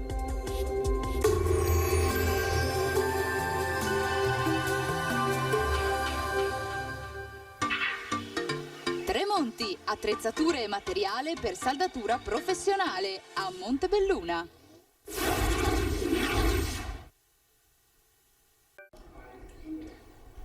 13:24, buongiorno, ben ritrovati, saremo insieme fino alle 14:30 con la nostra edizione straordinaria. Arrivano rinforzi delle forze dell'ordine a Belluno, l'ho appena detto il leader della Lega Nord Matteo Salvini, è una notizia che vi leggiamo dall'ANSA, rinforzi in arrivo in provincia di Belluno con più di 15 donne e uomini in divisa che andranno ad arricchire l'organico delle forze dell'ordine da metà luglio a metà settembre, quindi di fatto è un piano estivo, lo dice il leader della Lega Matteo Salvini commentando il piano di potenziamento dei servizi di vigilanza per l'estate. È una risposta concreta alla necessità del territorio in vista del periodo turistico, fortemente voluta dal sottosegretario all'interno con delega alla pubblica sicurezza Nicola Molteni. Conclude con la Lega al governo, ecco rinforzi di polizia, carabinieri e guardia di finanza, dalle parole ai fatti, le dichiarazioni di Matteo Salvini. Allora, proprio per restare in tema di montagna, tra pochissimo ci collegheremo con il presidente di Federalberghi di Belluno, Walter De Cassan, per capire se anche nel bellunese o in qualche modo in Cadore, quindi nelle montagne del Veneto, si conferma l'alta percentuale di prenotazioni che stiamo vedendo adesso per le località balneari. Per ad esempio Bibbione è arrivata anche qui la notizia di un 70% di prenotazioni per quest'estate. I numeri sono decisamente buoni, non sono tantissimi i turisti che arrivano dall'estero, ma sono sicuramente tanti i veneti che scelgono di restare nel loro territorio per passare le vacanze estive. Quindi cercheremo di capire se questa percentuale è confermata anche per la montagna. Allora, prima di collegarci con Walter Cassan, ma andiamo in onda un altro servizio che è quello legato all'inaugurazione della sede degli Alpini, altro servizio realizzato dalla redazione di Treviso nella giornata di domenica. Se c'è qualcuno che la pandemia non ha fermato sono gli alpini, lo dimostrano i lavori di ampliamento della sede delle Penne Nere di via de Coubertin a Santabona, inaugurati in mattinata e festeggiati poi con una bella tavolata. Nuovi spazi, una nuova segreteria, un magazzino, ma non solo. In occasione della fusione dei gruppi avvenuta un paio di anni fa, i soci sono stati parecchi più rispetto alle capacità, alle potenzialità di quella precedente e passando da 100 soci circa ai 400 attuali si è sentita l'esigenza di ampliare sia la parte, diciamo, i magazzini con i materiali, sia la parte segreteria per la gestione di tanti soci. Con l'occasione abbiamo anche realizzato questo piccolo museo che serve a noi ed è un vanto anche per noi. Un piccolo museo in cui sono esposti foto e reperti e una libreria con i testi dedicati agli alpini, che in questi mesi i trevigiani non hanno mai smesso di incrociare, essendo tra i volontari più attivi. Distribuzione di mascherine, servizio d'ordine ai varchi del mercato, dove c'era e c'è bisogno gli alpini ci sono. Naturalmente qualche perplessità c'era, perché la paura per quello che c'era come virus, la paura del contatto, però è prevalso l'idea di dare un contributo per gli altri, a favore degli altri. Noi alpini siamo fatti così. 410 soci Treviso tra alpini, aggregati e amici degli alpini, dove non manca la componente femminile. Noi siamo le stelle alpine, le donne degli alpini, e quindi aderiamo a tutte quelle che sono le iniziative come supporto per dare sempre la possibilità di proseguire nelle loro attività e nelle loro iniziative. È una cosa bella che facciamo e ci divertiamo, comunque sempre. Allora, ci sono degli aggiornamenti per quanto riguarda la notizia che vi abbiamo dato in apertura, che è stato trovato un cadavere in mare al Lido, proprio davanti all'hotel Excelsior, ed è con ogni probabilità dovuta ad un malore durante la raccolta di molluschi sui murazzi del Lido di Venezia la morte dell'anziano ripescato stamani sulla spiaggia davanti all'Excelsior. Dagli accertamenti svolti dai carabinieri, la vittima è un 70enne abitante nell'isola che stamani si sarebbe recato nella zona di scogli vicino all'Excelsior per raccogliere appunto dei molluschi. Il malore lo avrebbe fatto cadere in acqua e la corrente ne ha portato il corpo davanti ai vicini stabilimenti balneari. Il corpo è stato notato da alcuni passanti intorno alle 10:30 del mattino. Ricorderete che questa mattina in apertura alle 12 ci siamo collegati dal posto proprio con la nostra Ilaria Marchiori, che ci aveva dato la notizia che si trattava probabilmente di un settantenne. Ora pare che sia un settantenne del posto che potrebbe essere stato colpito da un malore mentre cercava di raccogliere dei molluschi proprio in località Murazzi davanti all'hotel Excelsior al Lido. Poi c'è ancora un'altra notizia di cronaca, tra pochissimo ci dirà tutto la nostra Valentina Visentino. Un uomo uscito dal carcere è stato trovato morto, era diventato un clochard, il suo corpo è stato trovato a pochi passi dal Sant'Antonio, e noi di Sant'Antonio abbiamo appena terminato di parlare ieri con la lunga diretta preceduta dalla diretta del 13 giugno, giorno appunto di Sant'Antonio, dove vi abbiamo raccontato come la reliquia dell'avambraccio di Sant'Antonio sia transitata dalla Basilica della Salute, dove si trovava ormai da più di 400 anni, fino alla Basilica del Santo per essere adorata dai fedeli in pellegrinaggio per un'intera settimana. E ieri il suo viaggio di ritorno via acqua proprio dalla Basilica del Santo alla Chiesa della Madonna della Salute, un altro evento che abbiamo seguito ovviamente in diretta. Allora, finché non riusciamo a collegarci con la nostra Valentina Visentina proprio da Padova, andiamo a vedere invece il servizio realizzato dalla redazione di Padova legato all'aggressione che c'è stata in centro storico.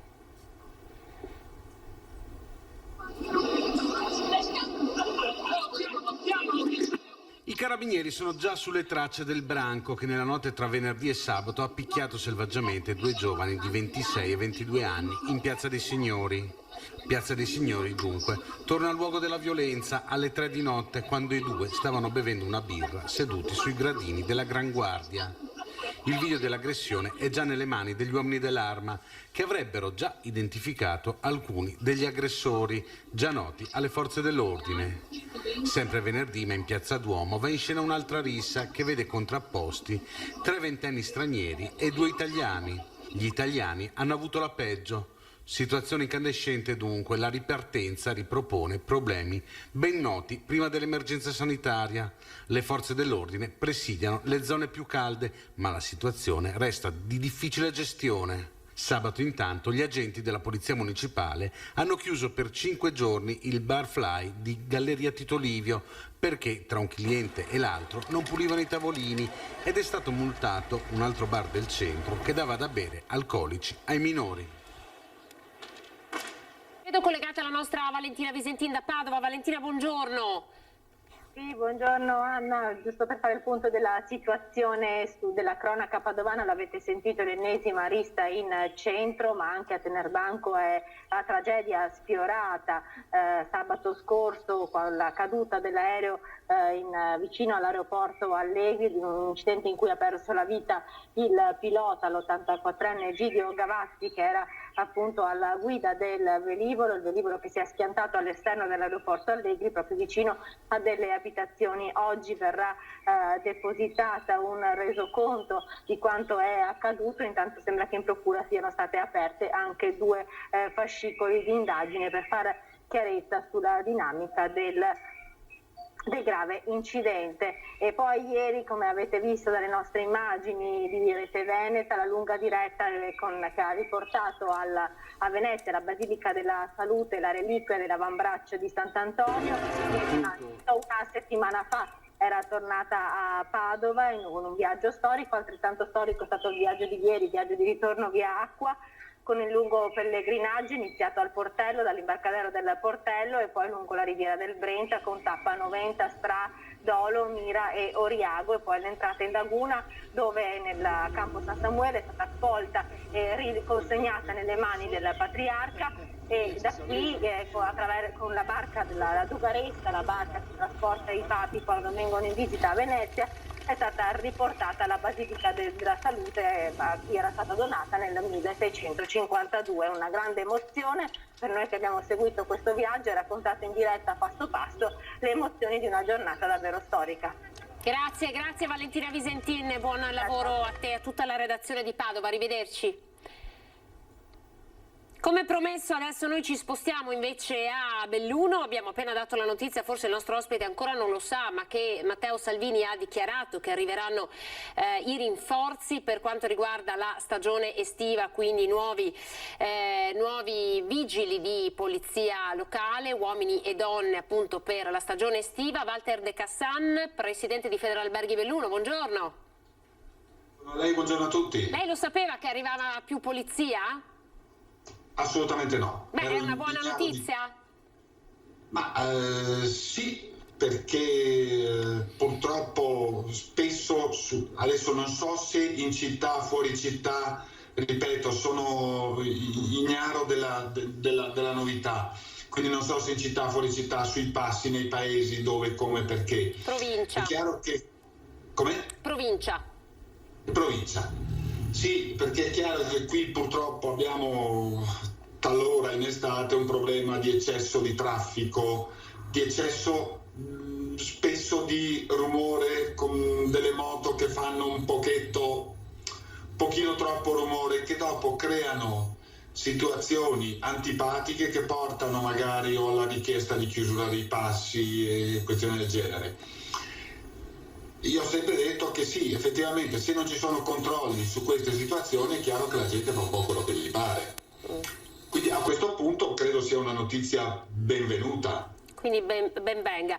Senta, facciamo un po' il punto sulle prenotazioni. Allora, oggi l'ANSA batteva che Bibbione, località balneare, ha già il 70% delle strutture prenotate per l'estate. Come siamo messi in montagna? Ma in montagna non siamo ancora ai livelli di Bibbione. Siamo ancora più bassi, abbiamo circa, credo, perché da quello un po' che ho sentito e anche così annusando l'aria, qualche collega eccetera, siamo su un 60% per agosto e qualcosina in meno per luglio. A giugno siamo fermi ancora ai fine settimana purtroppo. C'è anche un piccolo dettaglio che in quota abbiamo ancora tantissima neve in certi posti. Qui è poco più, io fino a poco più di una settimana fa avevo ancora il riscaldamento acceso in casa, tanto per essere chiari. Quindi il clima finora non è stato dei migliori. Ecco, l'unica cosa che vedo e che fa, spero, ben sperare, rispetto alla stagione dell'anno scorso, è che c'è già un bel numero di stranieri in Dolomiti, in zona dolomitica. Chiaro, ci stiamo perdendo purtroppo gli inglesi, perché è notizia fresca di questa mattina quella dei 5 giorni di quarantena e tampone per chi arriva dall'Inghilterra, e la provincia, facendo anche leva su un alto numero di inglesi anche durante la stagione estiva, è chiaro che quelli saranno purtroppo persi. Sugli stranieri in generale, chiaro, non avremo il tracollo che abbiamo avuto nell'estate del 2020, per fortuna. Di che provenienza sono? Da dove arrivano quelli che stanno prenotando? Ma io vedo anche, sia dalle prenotazioni, ma anche dal traffico che vedo in strada. Io sono sulla 48 delle Dolomiti, sotto al Falzarigo, per cui è un passo che non dico facciano tutti quando sono in zona, ma quasi. Certo. Vedo Germania, vedo Austria, che era completamente latitante lo scorso anno.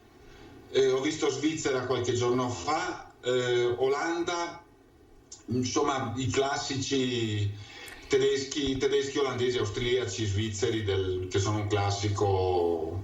Non ho visto ancora spagnoli, che erano fino al 2019 in forte crescita durante l'estate. Senta, di che tipo di turismo stiamo parlando? Lei diceva ancora il mordi e fuggi del weekend per giugno, ma per luglio e agosto che tipo di prenotazioni sono? Cioè sono consistenti? Ci sono, non so, la decade, 10 giorni oppure ancora qualche giorno?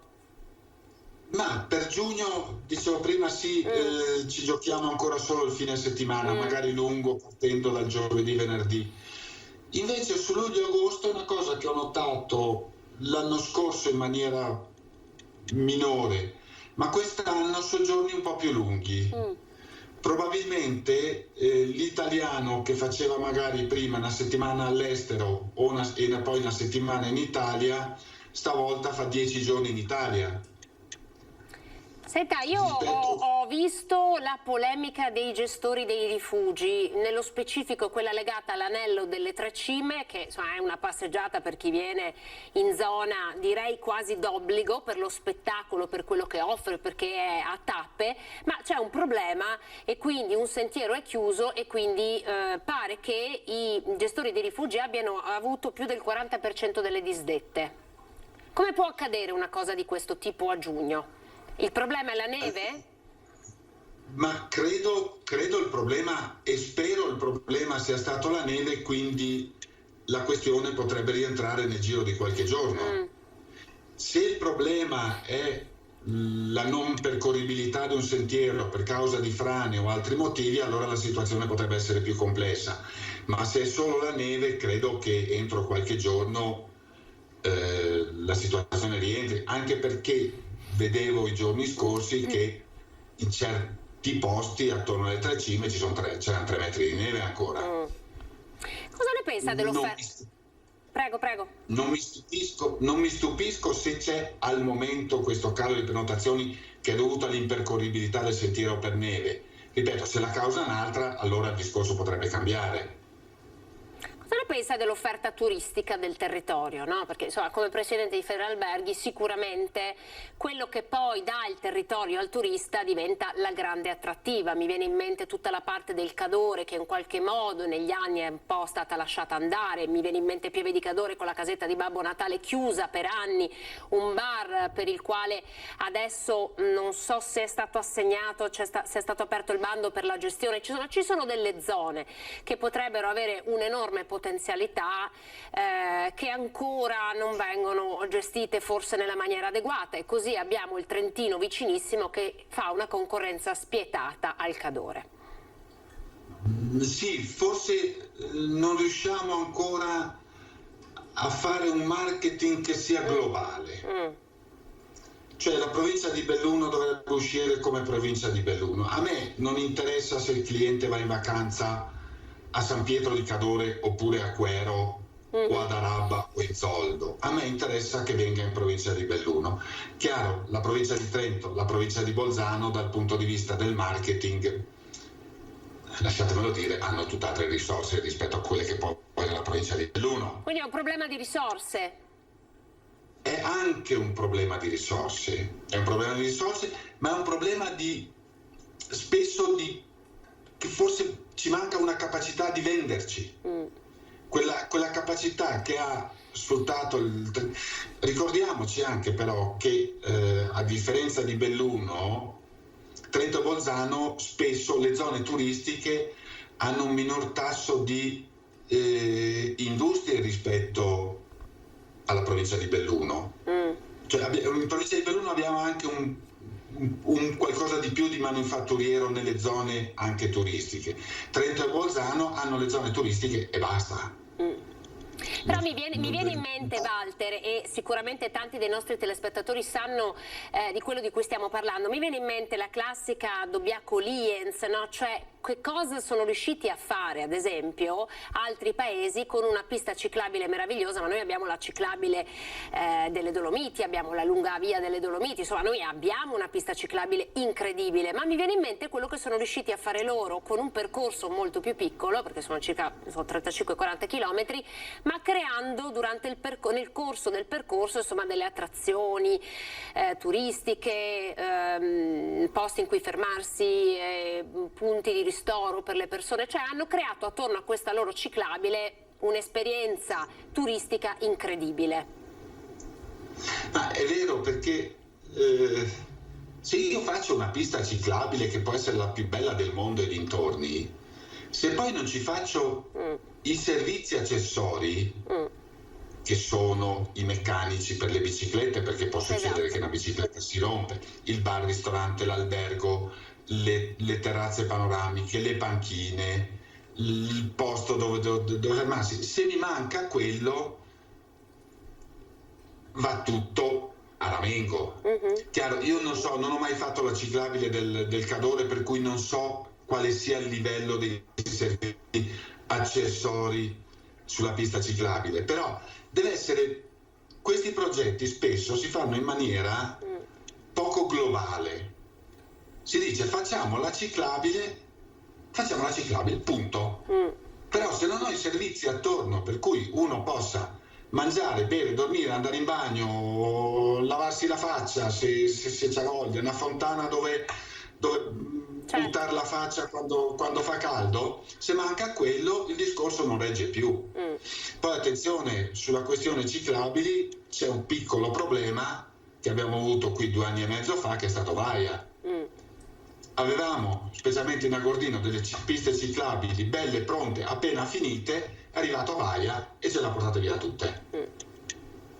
Come l'intera Val Visdenne, che era un'altra attrazione turistica meravigliosa, no? Nel Bellunese.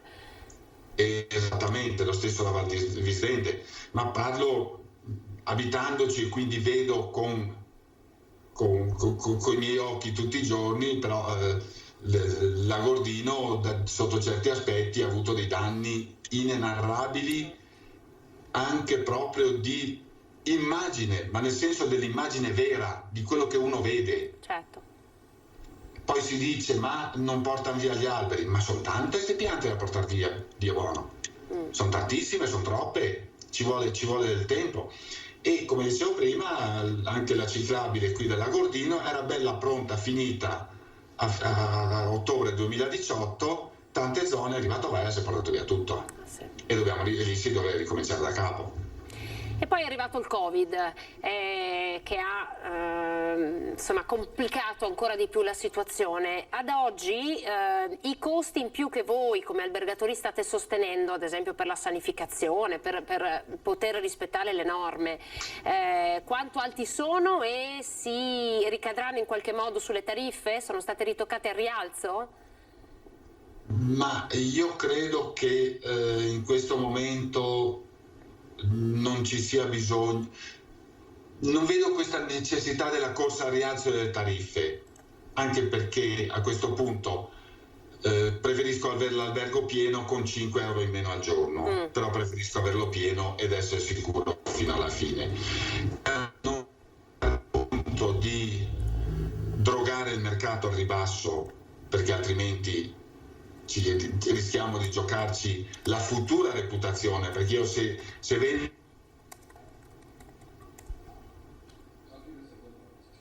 Abbiamo perso il collegamento, come è accaduto questa mattina con Federico Capraro. Vediamo se riusciamo a recuperarlo, ma vedo ancora l'immagine ferma di Walter De Cassan. Ricordiamo, siamo in diretta con il presidente di Federalberghi Belluno, nonché vicepresidente di Federalberghi Veneto. No, allora chiudiamo il collegamento e lo ripristiniamo immediatamente. Intanto vi facciamo vedere, allora, perché abbiamo preparato tanti servizi per voi, vi facciamo ascoltare l'intervista raccolta dal nostro Guido Barbato alla nuova rettrice di Padova, Daniela Mapelli, la prima rettrice donna dopo 799 anni di storia.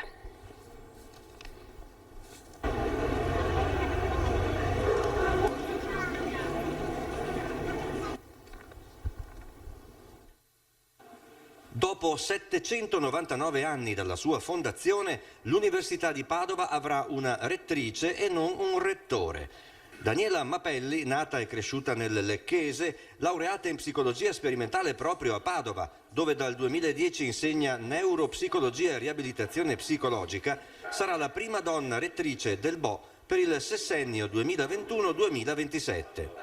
Al suo fianco il futuro prorettore vicario Giancarlo Dalla Fontana. Quali saranno gli altri professori delegati?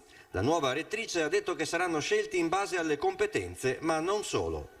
Occorre anche un forte senso di generosità in termini di tempo e di energia. Il nostro è un grande ateneo, per cui ricoprire queste cariche, avere questi ruoli, richiede veramente moltissimo tempo e moltissima energia, per cui chi accetta questa carica sa che per un determinato periodo di tempo dovrà in parte, abbandonare i propri interessi di ricerca, i propri laboratori, piuttosto che le proprie ricerche bibliografiche e quant'altro. Questo perché? Perché, ripeto, occorre generosità di tempo e energia da dedicare alle istituzioni. È nato il collegamento con Walter De Cassan. Walter, prego. Ci siamo fermati proprio a metà. Eccomi qua, però non mi ricordo di cosa stavamo parlando. Allora, siamo partiti un po' dalla questione delle piste ciclabili e poi abbiamo cercato di capire se i prezzi sarebbero stati ritoccati al rialzo, visti i grandi costi che voi come gestori di alberghi e proprietari di alberghi state sostenendo. Lei ha detto no, preferisco riempire un albergo e avere 5 euro in meno a cliente. Cioè, preferisco calmierare per quest'anno le tariffe rimanendo fermo al 2020 o al 2019 e poi gradualmente cercare di aumentare. Poi, attenzione, anche noi lavoriamo con la cara vecchia legge della domanda e dell'offerta. Cresce la domanda, cresce il prezzo, anche perché le tariffe di un albergo sono diventate variabili come le tariffe di un biglietto aereo, di un biglietto del treno, eccetera. Quindi ognuno si gioca a seconda delle richieste di mercato. Un'ultimissima battuta gliela faccio sulla viabilità, l'accessibilità alla montagna. Si stanno facendo tantissimi lavori sull'Alemagna, insomma anche in vista delle Olimpiadi. Quanto conta che la montagna sia accessibile, più accessibile? Ma ecco, forse uno dei grossi crucci della provincia di Belluno spesso è proprio quello delle infrastrutture viarie. Chiaro, per fortuna abbiamo questo grande evento che sono le Olimpiadi, che purtroppo il Covid ci ha fatto perdere 1 anno e mezzo da quel punto di vista. Per cui adesso siamo in una fase in cui ci tocca di nuovo correre. Chiaro, le infrastrutture purtroppo, la viabilità della provincia di Belluno è ancora un po', non dico precaria perché è un brutto termine, ma è sottostimata rispetto a quelle che possano essere le esigenze del turismo della provincia di Belluno. Io spero che oltre l'Alemagna, che anche la Gordino in questi prossimi anni ci siano delle migliorie, perché Mina Gordino e anche in Cadore in questi ultimi decenni qualche miglioria è stata fatta. Questo sarei un bugiardo se dicessi il contrario. Però è chiaro che si può fare ancora molto di più anche per la questione viabilità, perché è un problema se io ci metto 2 ore ad arrivare in aeroporto a Venezia e ci metto 2 ore ad arrivare in centro a Roma prendendo un aereo a Venezia, perché a me è successo una volta di metterci di meno dal centro di Roma a Venezia che da Venezia a casa mia, è chiaro che c'è qualcosa che non quadra.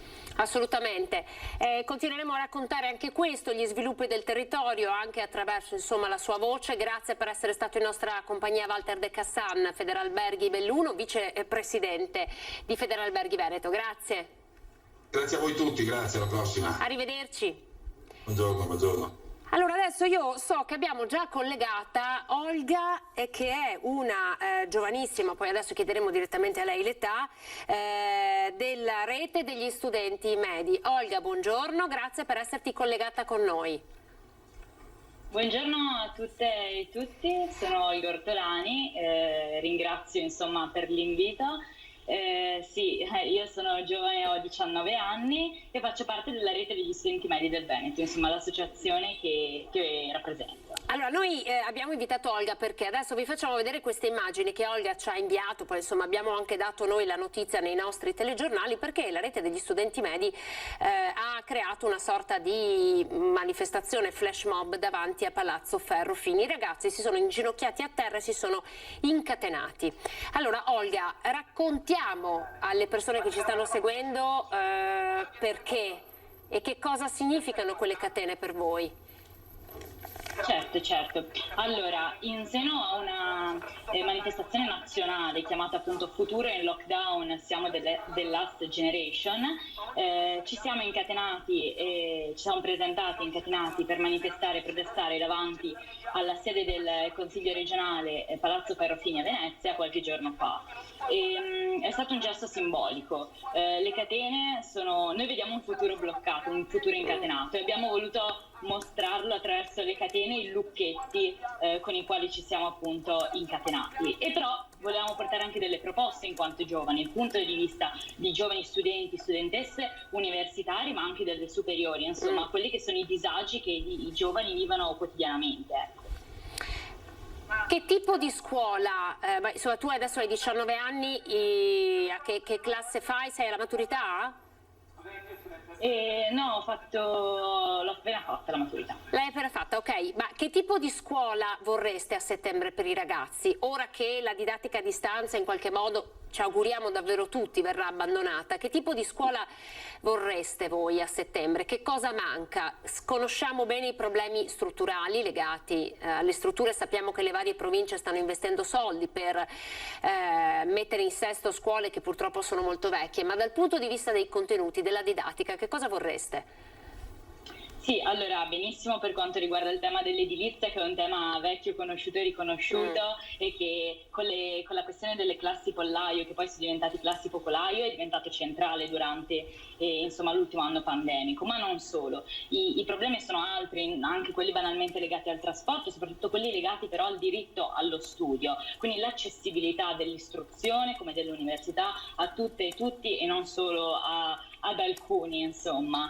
E questo ha portato, insomma, questo anche in vista di settembre è un punto che va assolutamente tutelato e anzi ampliato.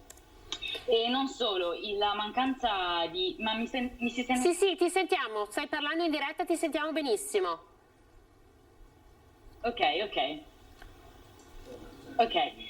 E questo anche legato alla questione della dispersione scolastica. Stiamo parlando di dati davvero molto allarmanti che abbiamo collezionato e che ci sono stati portati nell'ultimo anno e mezzo in cui il Covid ovviamente ha fatto la sua parte. Un punto fondamentale che dovrà essere di ripresa a settembre sarà quello della salute psicologica. Anche qua i dati sono altrettanto allarmanti, stiamo parlando di accessi agli ospedali per autolesionismo, tentati suicidi, depressione, ci sono stati numerosi testi di articoli, report che hanno parlato dei giovani e dei giovanissimi, forse però senza parlare con i giovani giovanissimi, anche per questo insomma che vi siete sentiti poco rappresentati, dici? Vi siete sentiti poco rappresentati? Ma cosa può fare la scuola per questo? Nel senso, perché è un difficile equilibrio tra cercare di garantire la salute e giustamente il diritto allo studio. Secondo voi cosa può fare? Ad esempio, non so, avere uno psicologo fisso nelle scuole? Allora, per quanto riguarda la salute, la salute mentale, il disagio psicologico, ci sono tantissime cose, in primis all'interno e anche all'esterno dei luoghi del sapere, quindi parliamo appunto di scuola e università. Innanzitutto la salute dovrebbe essere in tutte le sue sfaccettature, pure quella mentale, pubblica, accessibile a tutte e tutti e non solo per magari chi se lo può permettere. Poi, ripeto, per quanto riguarda il diritto allo studio, è un diritto proprio costituzionale che abbiamo sulla carta e che noi portiamo avanti come rivendicazione da tanti anni. Il tema della dispersione scolastica, secondo me un tema molto importante anche in vista di settembre sarà la digitalizzazione, che abbiamo visto essere fondamentale in questo anno e mezzo ed è sicuramente un tema sul quale l'Italia era rimasta indietro, si è visto e deve riprendere ancora molto molta strada, molto. Secondo te contro la dispersione scolastica che cosa bisognerebbe fare? Cioè garantire percorsi magari diversi, più adatti alle varie tipologie di intelligenze che ci sono tra i giovani? E il tema della dispersione scolastica è molto ampio e secondo me è legato sia a questioni appunto familiari, socio-economiche, quindi anche ripeto, per portare sempre al centro della discussione il tema del diritto allo studio, ma non solo, come ha detto, l'approccio alla didattica è fondamentale, una didattica che sia inclusiva, che sia aperta, che sia innovativa e che non sia legata a vecchi paradigmi che creano un ambiente dove imparare, educare, crescere non è assolutamente qualcosa per pochi ed è qualcosa che esclude e che non... In che cosa la scuola non è inclusiva secondo te? Perché state utilizzando dei termini che voglio far capire davvero alle persone che ci ascoltano. In che cosa secondo te la scuola non è inclusiva? parlando di inclusività a scuola, anche qua si apre un mondo. L'inclusività da quelle che appunto sono l'adattare la scuola, gli spazi scolastici, le ore scolastiche a magari le percentuali di persone che non rientrano, diciamo, nella maggioranza. È una cosa che abbiamo portato nelle ultime settimane, per esempio la carriera alias in alcuni licei, nel liceo Cornaro di Padova, e questo per esempio è un passo avanti per creare uno spazio sicuro come dovrebbe essere la scuola, per renderla davvero inclusiva. Ma non solo, si può parlare anche di appunto percorsi didattici specializzati, approfonditi, per lo studente, che non è visto come diciamo una macchina, un automa, ma che è visto come, diciamo, un essere umano, una persona che impara e cresce attraverso il confronto e non attraverso la frontalità. Questo è fondamentale. Quindi, insomma, sorpassare, tu dici, il concetto di didattica frontale, dove voi studenti siete misurati e giudicati con dei voti numerici, e impostare un dialogo diverso. In qualche modo è un po' la stessa cosa che la dirigente dell'ufficio scolastico del Veneto, Carmela Palumbo, ha sperato e si è augurata per il prossimo anno, cioè che questo Covid, che ha messo in relazione studenti e insegnanti anche attraverso la DAD e quindi attraverso le tecnologie con tempi e modi diversi, possa aver insegnato anche agli stessi insegnanti. Ti chiedo anche, secondo te dovrebbero essere riviste anche la tipologia dei percorsi scolastici? Si ipotizzava di inserire all'interno dei curricula molta più tecnologia, molta più intelligenza artificiale, cioè delle materie che stiano di più su quello che è il mondo del mercato del lavoro oggi? Allora, sì, nel senso che io sono d'accordo noi siamo d'accordo nella revisione, diciamo, ridiscussione di quelli che sono i programmi scolastici. Attenzione però nel non cadere nel pensare appunto alla scuola come una cucina di piccoli lavoratori che escono per essere pronti per il mondo del lavoro, e non invece a un luogo di crescita e di approfondimento, di creazione di spirito critico, eccetera. Quindi sono assolutamente d'accordo su questo. A proposito, se parliamo appunto di ridiscussione di quelle che è la didattica, sono gli spazi e i tempi della scuola, è fondamentale secondo me parlare anche del ruolo che ha una educazione alla cittadinanza, all'attualità, e al confrontarsi su quello che succede all'esterno delle mura scolastiche, anche per far sentire più vicino il mondo scolastico, che non è alieno, è la realtà, è quello che noi viviamo, dove cresciamo, con l'esterno. Insomma, questo è fondamentale. Senti, è da bocciare al 100% la didattica a distanza, secondo te, secondo voi? Allora, questo è un tema delicato. Si può salvare in qualche modo qualcosa di quello che è stato? Allora, la didattica a distanza è stata un'esperienza gravissima, che ha creato davvero una spaccatura all'interno proprio di una generazione. Gli effetti li abbiamo visti sia a livello didattico sia a livello psicologico, tornando alla discussione di prima e avanti così dicendo. Quello che posso dire io è che una discussione seria sulla digitalizzazione e sui nuovi modi di fare didattica, in cui ovviamente anche insomma, i computer, ma non solo, i software, l'approccio anche al sapere, debba inevitabilmente passare, insomma siamo nel 2021, penso sia arrivata anche l'ora, nella discussione con dei mezzi appunto tecnologici nuovi. Quindi questo le posso dire. Poi per quanto riguarda l'esperienza della didattica a distanza dell'ultimo anno, non posso dire che sia stata positiva, perché ha portato tanti, insomma, problemi. Anche se le posso dire un'ultima cosa veloce, sentendo e parlando con tanti ragazzi che ci hanno contattato, con i quali insomma ci siamo confrontati,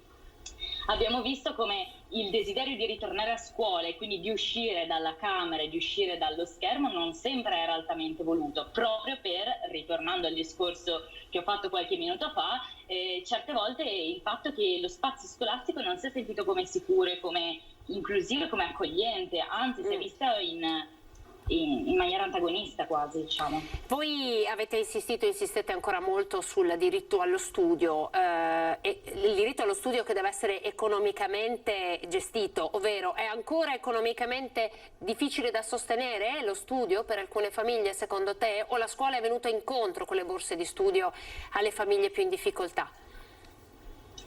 E allora sì, delle misure di aiuto per quanto riguarda il diritto allo studio ci sono. Io però terrei a sottolineare un paio di questioni, a parte che appunto con l'ultimo anno abbiamo visto questa, diciamo, corsa alla tecnologia che in parte comunque è stata aiutata con i sussidi che sono stati dati, ma in parte comunque è rimasta, insomma, aperta e pesante soprattutto sulle famiglie numerose, oltre che appunto sulle famiglie con magari un reddito basso. Io oltre a questo però vorrei riportare anche l'attenzione sul fatto che per diritto allo studio si può trattare anche il tema dei trasporti, perché andare a scuola fa parte dell'universo dello stare a scuola, scusi, insomma, questo. E non solo, vorrei sottolineare anche il fatto che a livello regionale una legge sul diritto allo studio è davvero insomma corta, è davvero diciamo non approfondita, non aggiornata, e quindi manca. Sì, possiamo dire che c'è, perché guai se non ci fosse, però insomma manca, è molto lacunosa, ed è una cosa che per esempio noi continuiamo anche a settembre scorso, quando noi ci siamo presentati sempre davanti alla regione con un tavolo, sempre per chiedere il famoso confronto dalla parte studentesca verso la parte politica, è stata una delle prime cose che insomma continuiamo a portare avanti, e in quest'anno di pandemia sempre di più. Poi il tema dei trasporti, che appunto come ho citato prima è fondamentale, e quest'anno abbiamo visto essere importante perché c'è stato proprio il sovraffollamento all'interno dei trasporti. Sì, il Covid ha scoperchiato il vaso di Pandora, no? Sul problema dei trasporti, del trasporto pubblico, perché ha reso necessaria la riorganizzazione dell'intero trasporto pubblico. Quello che ci auguriamo noi con voi è che questi nuovi modelli di gestione del trasporto pubblico scolastico vengano mantenuti anche in assenza del Covid, cioè che si evitino questi mezzi strapieni, che si riesca davvero ad investire sul trasporto scolastico. Davvero, Olga, grazie per essere stata con noi. Olga Ortolani, Rete degli Studenti Medi, grazie per la tua testimonianza. Grazie a voi per l'invito e buona continuazione. Grazie, arrivederci. Allora, Renato, andiamo in pubblicità. Sì, andiamo in pubblicità adesso, perché così riusciamo ad avere tutto il tempo da dedicare al nostro ultimo ospite, Stefania Vismara, insieme per il wedding, e parleremo delle nuove regole per i matrimoni. Pubblicità.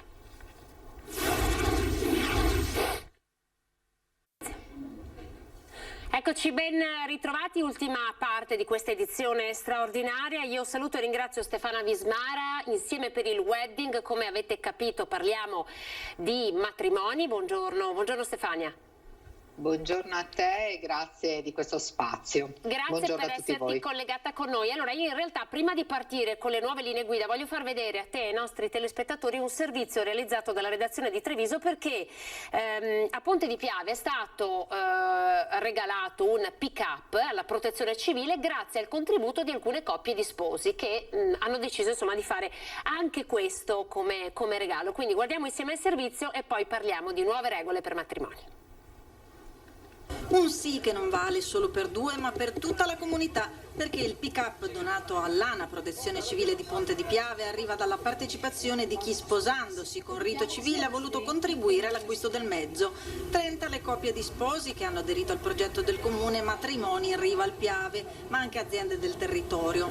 A suggellare il connubio, non l'anello, ma una chiave. Il mezzo di protezione civile era fondamentale proprio perché quello che c'era era già obsoleto, e quindi avevano la necessità di averne uno che sia a prova di tutto il lavoro che stanno facendo anche per il nostro centro vaccinale. E allora ben vengano fiori d'arancio, specie se contribuiscono a scongiurare le emergenze fin troppo note in area golenale. Volontari in prima linea, e mai come in quest'anno, in cui alle emergenze climatiche si è aggiunta quella sanitaria, e gli uomini della Protezione Civile hanno toccato quota 250.000 giornate di lavoro. Di fronte al Covid si sono impegnati, hanno riaperto 6 ex ospedali garantendo 940 posti letto in più alla sanità. Sono stati impegnati nella consegna delle mascherine, nella consegna dei materiali sanitari alla sanità, al montaggio, alla predisposizione dei punti tamponi, al presidio dei punti tamponi, al presidio dei punti vaccinali, che continuano a lavorare tutti i giorni. Noi mediamente abbiamo 400-500 volontari impegnati ogni giorno, costantemente da più di un anno, in campo in tutto il Veneto.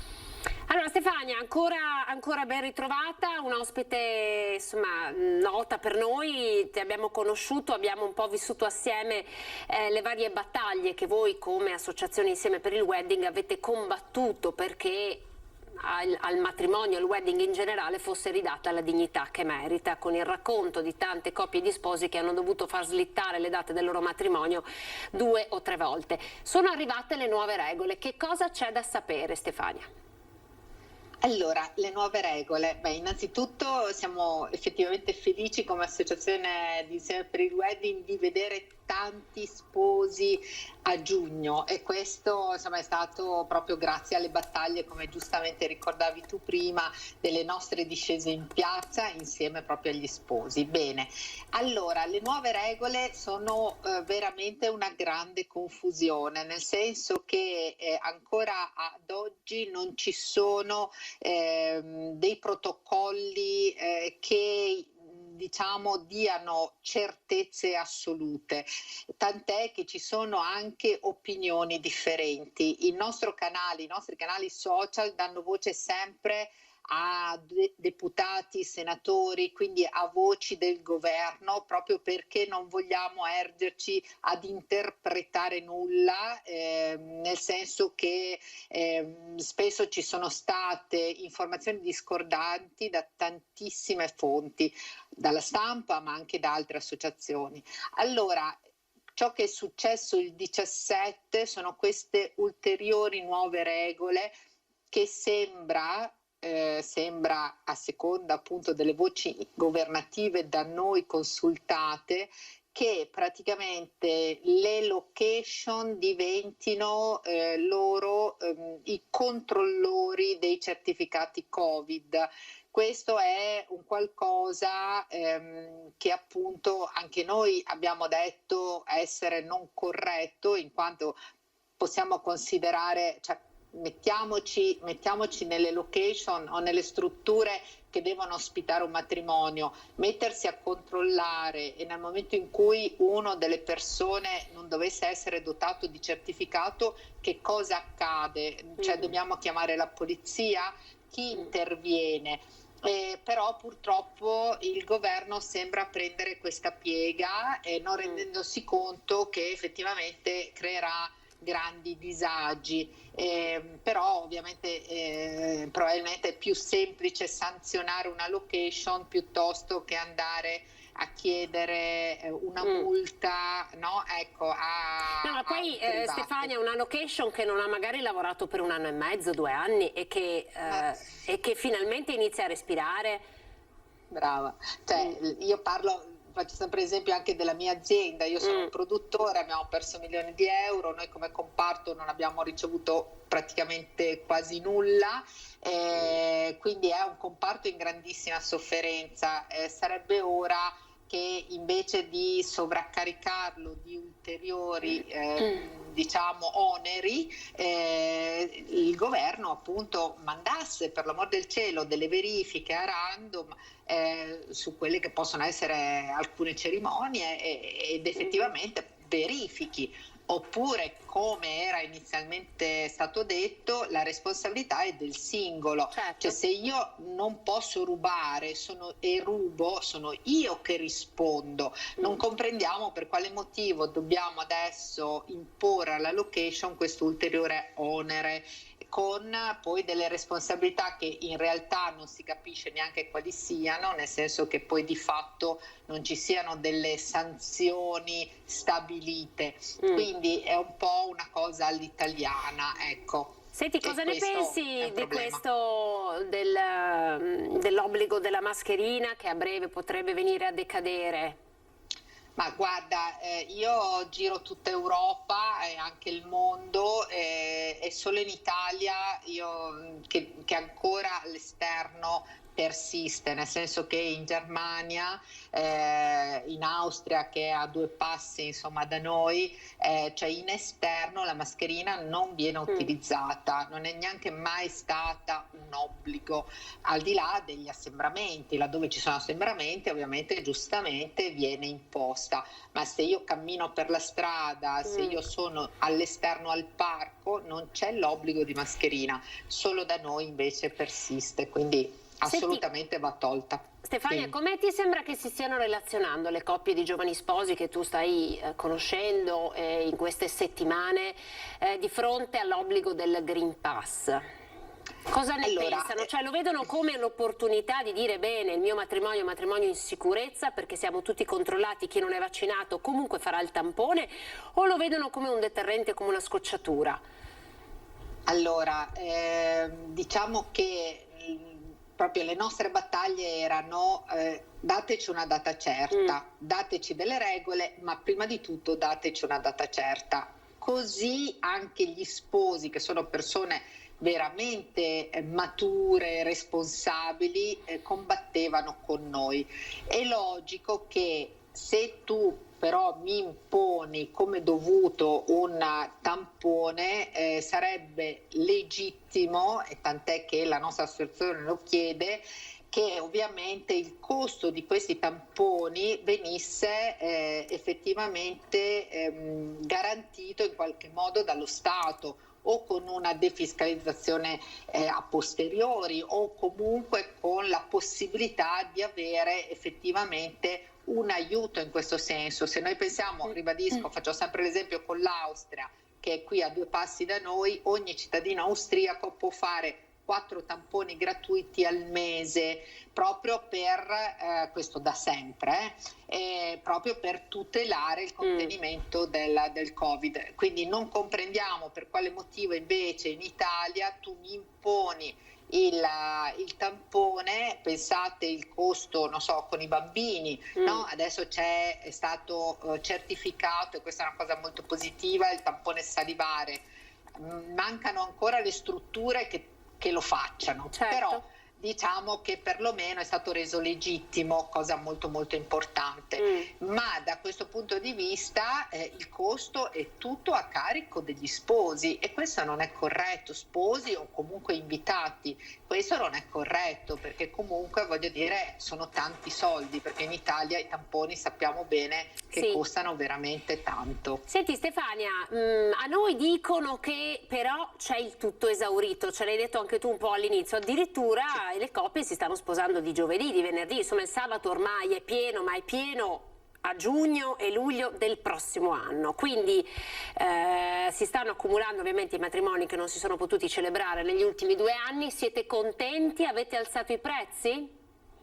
No, guardate, assolutamente non è così, nel senso che proprio cioè, io penso, lo dico in sincerità, e mi sono anche consultata con tanti sposi. Ovviamente la mia azienda è un produttore, quindi esce proprio da questa casistica, però proprio per questo abbiamo un contatto diretto con tutti gli sposi. E allora da questo punto di vista, francamente, tutta la filiera, ci saranno state pochissime eccezioni, per l'amor del cielo, come in ogni caso ci sono, però tutta la filiera ha avuto un comportamento molto molto etico con tutti gli sposi, non sono mai stati chieste penali, cioè c'è stato veramente un grande venirsi incontro sia da parte degli sposi che da parte degli operatori, quindi no, garantisco che proprio assolutamente i prezzi non sono aumentati,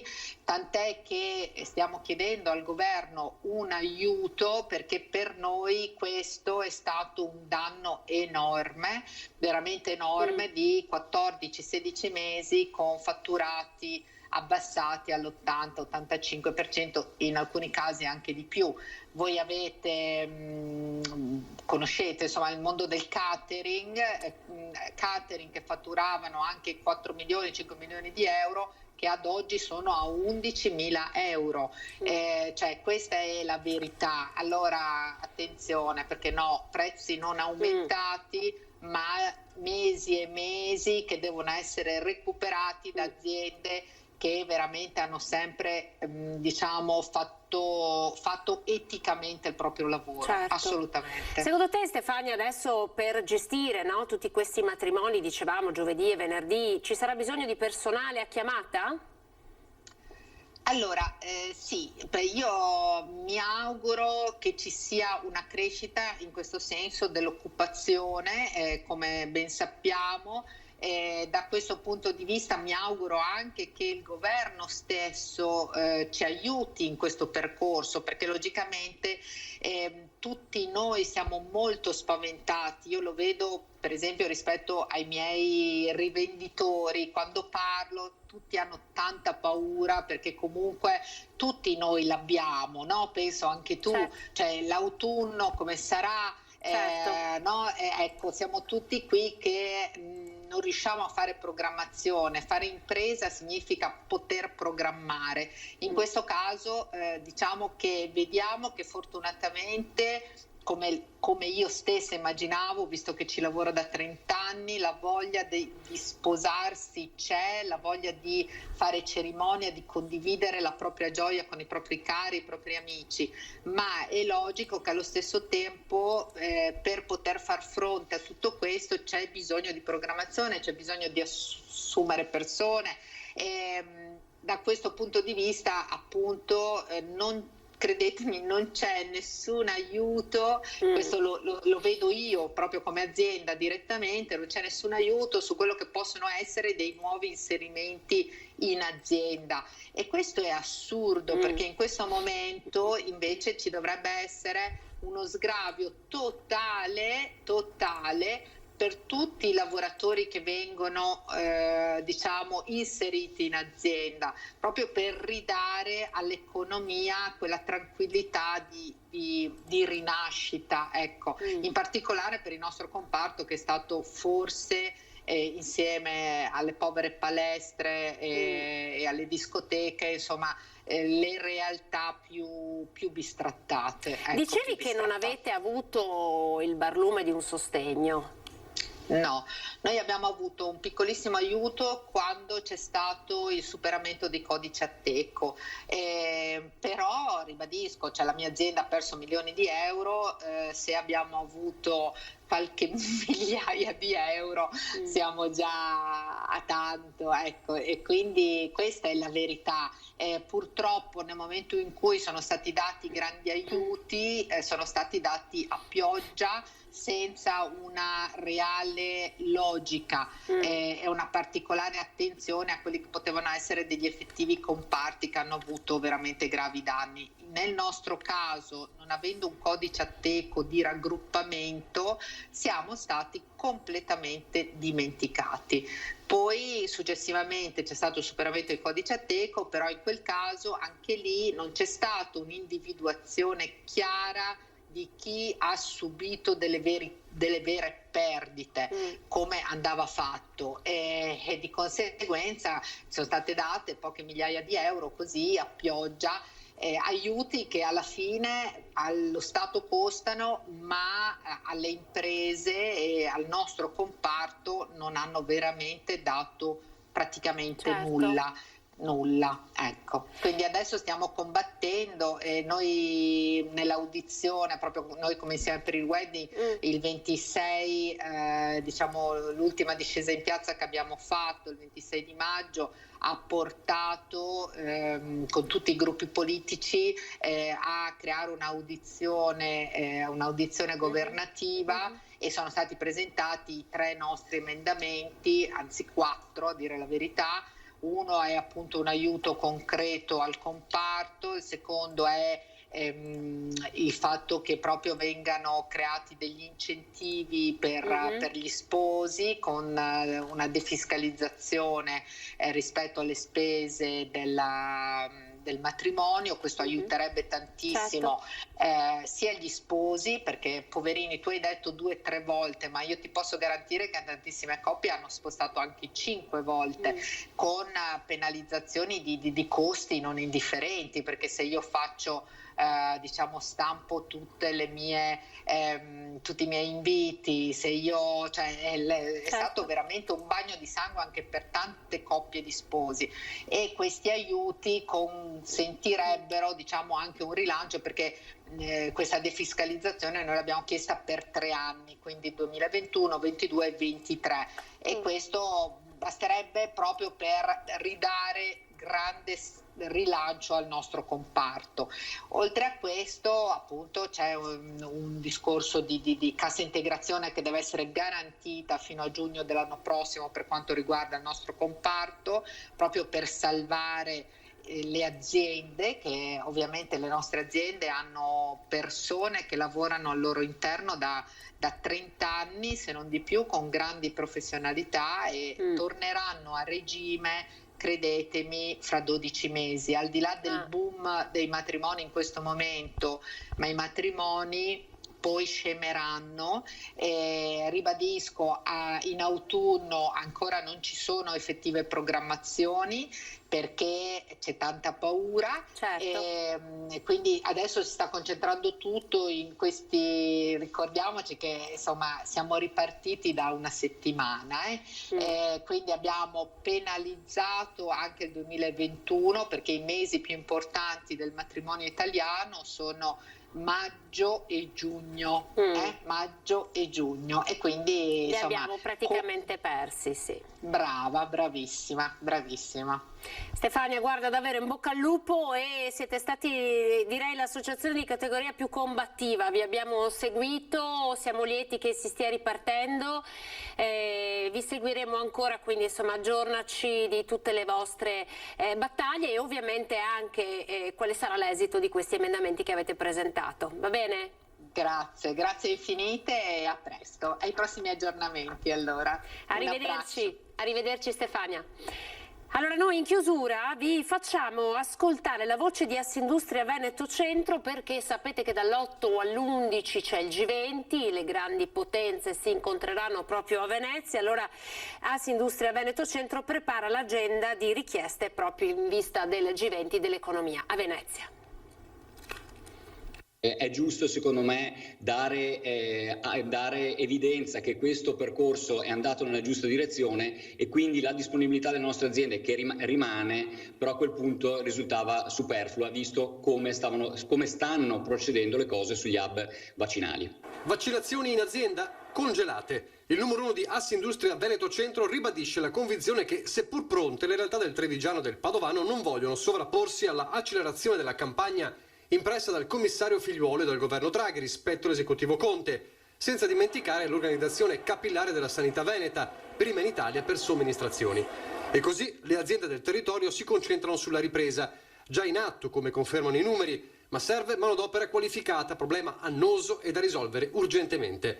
Come il nodo licenziamenti dopo lo sblocco di luglio. Il messaggio ai sindacati. Io dico, mettiamoci intorno a un tavolo e discutiamone, ma non vorrei che si fermasse solo a un tema economico. Io penso che il nostro sia un messaggio anche di cambiare le politiche attive del lavoro, che vanno però in contrasto di quelle che sono delle politiche in questo momento messe, quantomeno in passato, dal governo invece di sostegno ai lavoratori e ai cittadini, vedisi il reddito di cittadinanza, che chiaramente contrastano con il fatto che noi possiamo offrire invece proposte di lavoro e in maniera anche urgente. Intanto la luce in fondo al tunnel si osserva anche preparando richieste precise dal territorio da portare all'Europa. L'occasione sarà il G20 dell'economia a Venezia fra meno di un mese, e una delle priorità da sottoporre ai big riguarda il tema sostenibilità ambientale, nel quale Italia e Veneto sono già all'avanguardia e temono troppi ostacoli futuri. Sì, io penso insomma che in temi di decarbonizzazioni, di certificazioni ISO 14001,